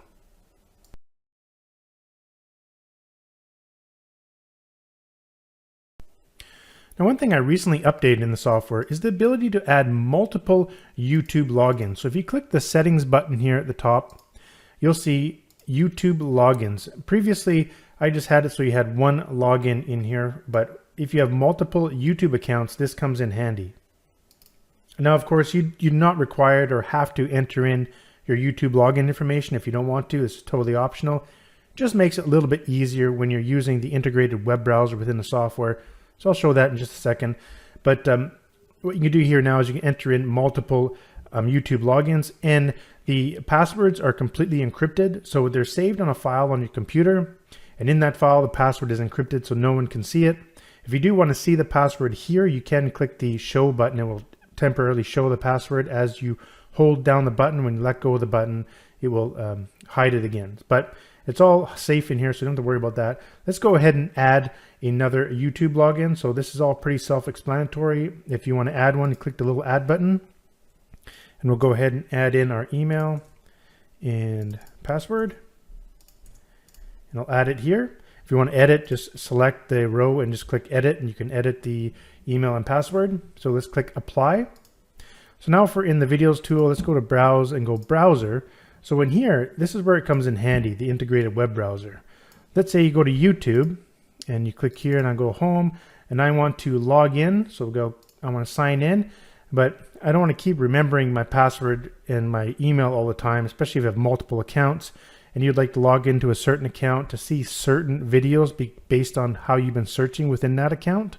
So what it is, I made a really cool little tool here. I just love this. So all you gotta do is up here, the user pass, you just hit that, it'll show you your saved logins, and you have your email here so you know which login it is, and you have these little handy buttons. Just go ahead and, yeah, see it in view here. Just go ahead and click copy email and just click there, here, and you can right click and paste and go. Actually, I want to do my other login. So here, go copy email, here, right click and paste, next. And then we go ahead and grab our password, right click and paste. And just like that, we're logged into that account. It's pretty handy, makes things really quick, and I love it actually. It's pretty awesome. So that's the new little feature I integrated where you can basically log into multiple YouTube accounts from within one tool.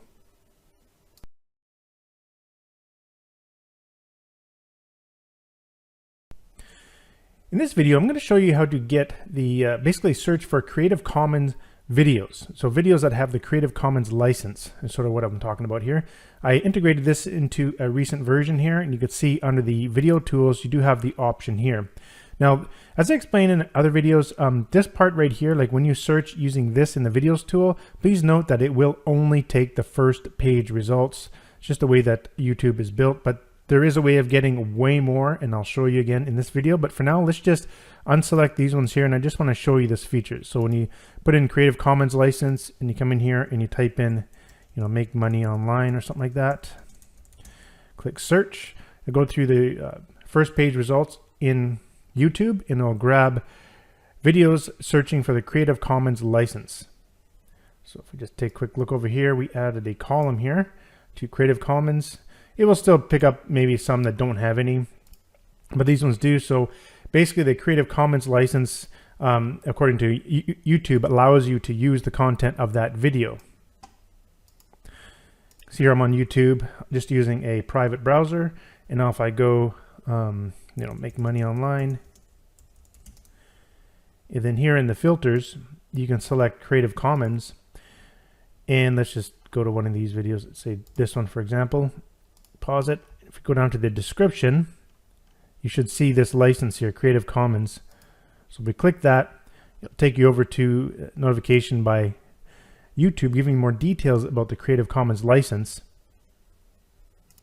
And you can see here, by making your video, original video with Creative Commons license, you're granting the entire YouTube community the right to reuse and edit that video. So that's the license.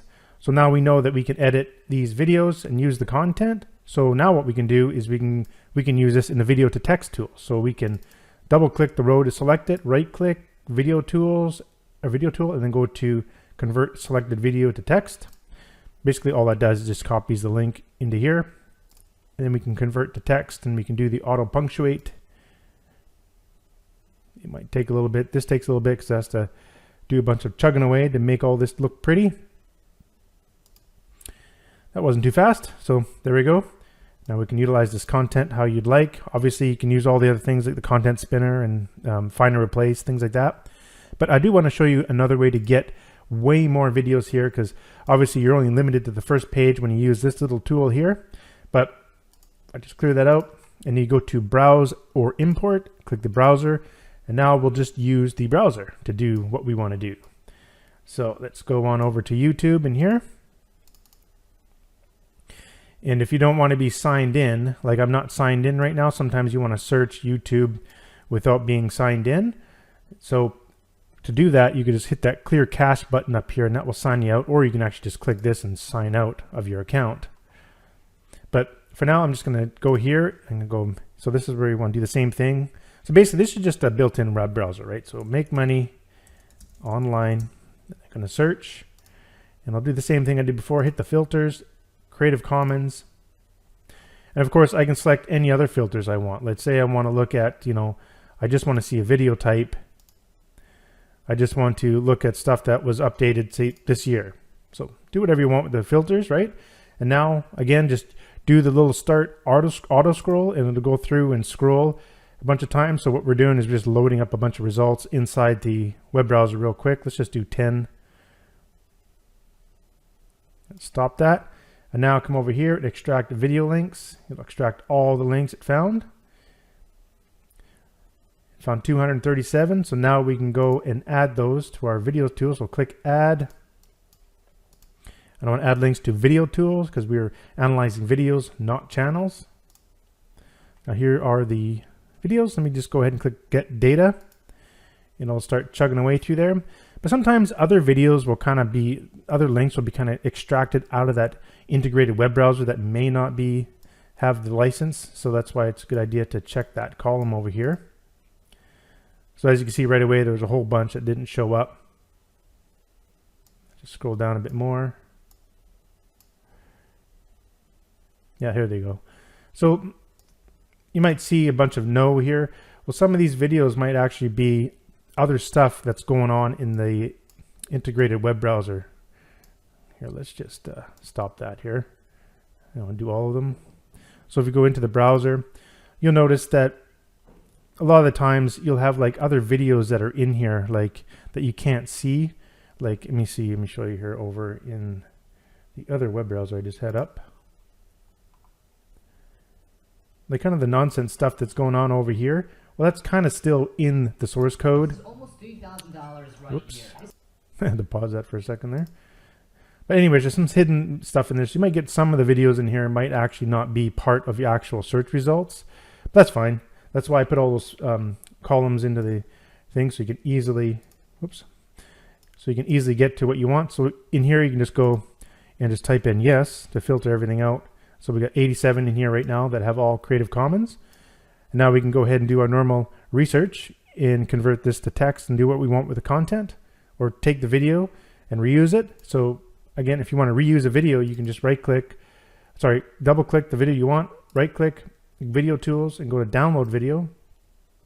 And now you can come in here and you can do stuff like, I'd like to unselect this, and you can get video formats. And now you got a whole bunch of different options here. You can get your video only with no audio, video with audio, so you can add your own audio, do what you want, edit the video, things like that. So you can download it here. As I mentioned in a previous video, if you haven't seen the one where you can download videos, sometimes when you download to your computer, depending on your internet connection, it can take a while. So it's actually a little better to do it in the browser. So if you want to come here and download one of these videos, I always suggest clicking the open button here, and it opens up in your web browser like this. Imagine being able to. And your web browser has the ability to download it a little faster. So you come here and you click this little 3 dots, and you can go download video here. And now you can download it to your computer somewhere.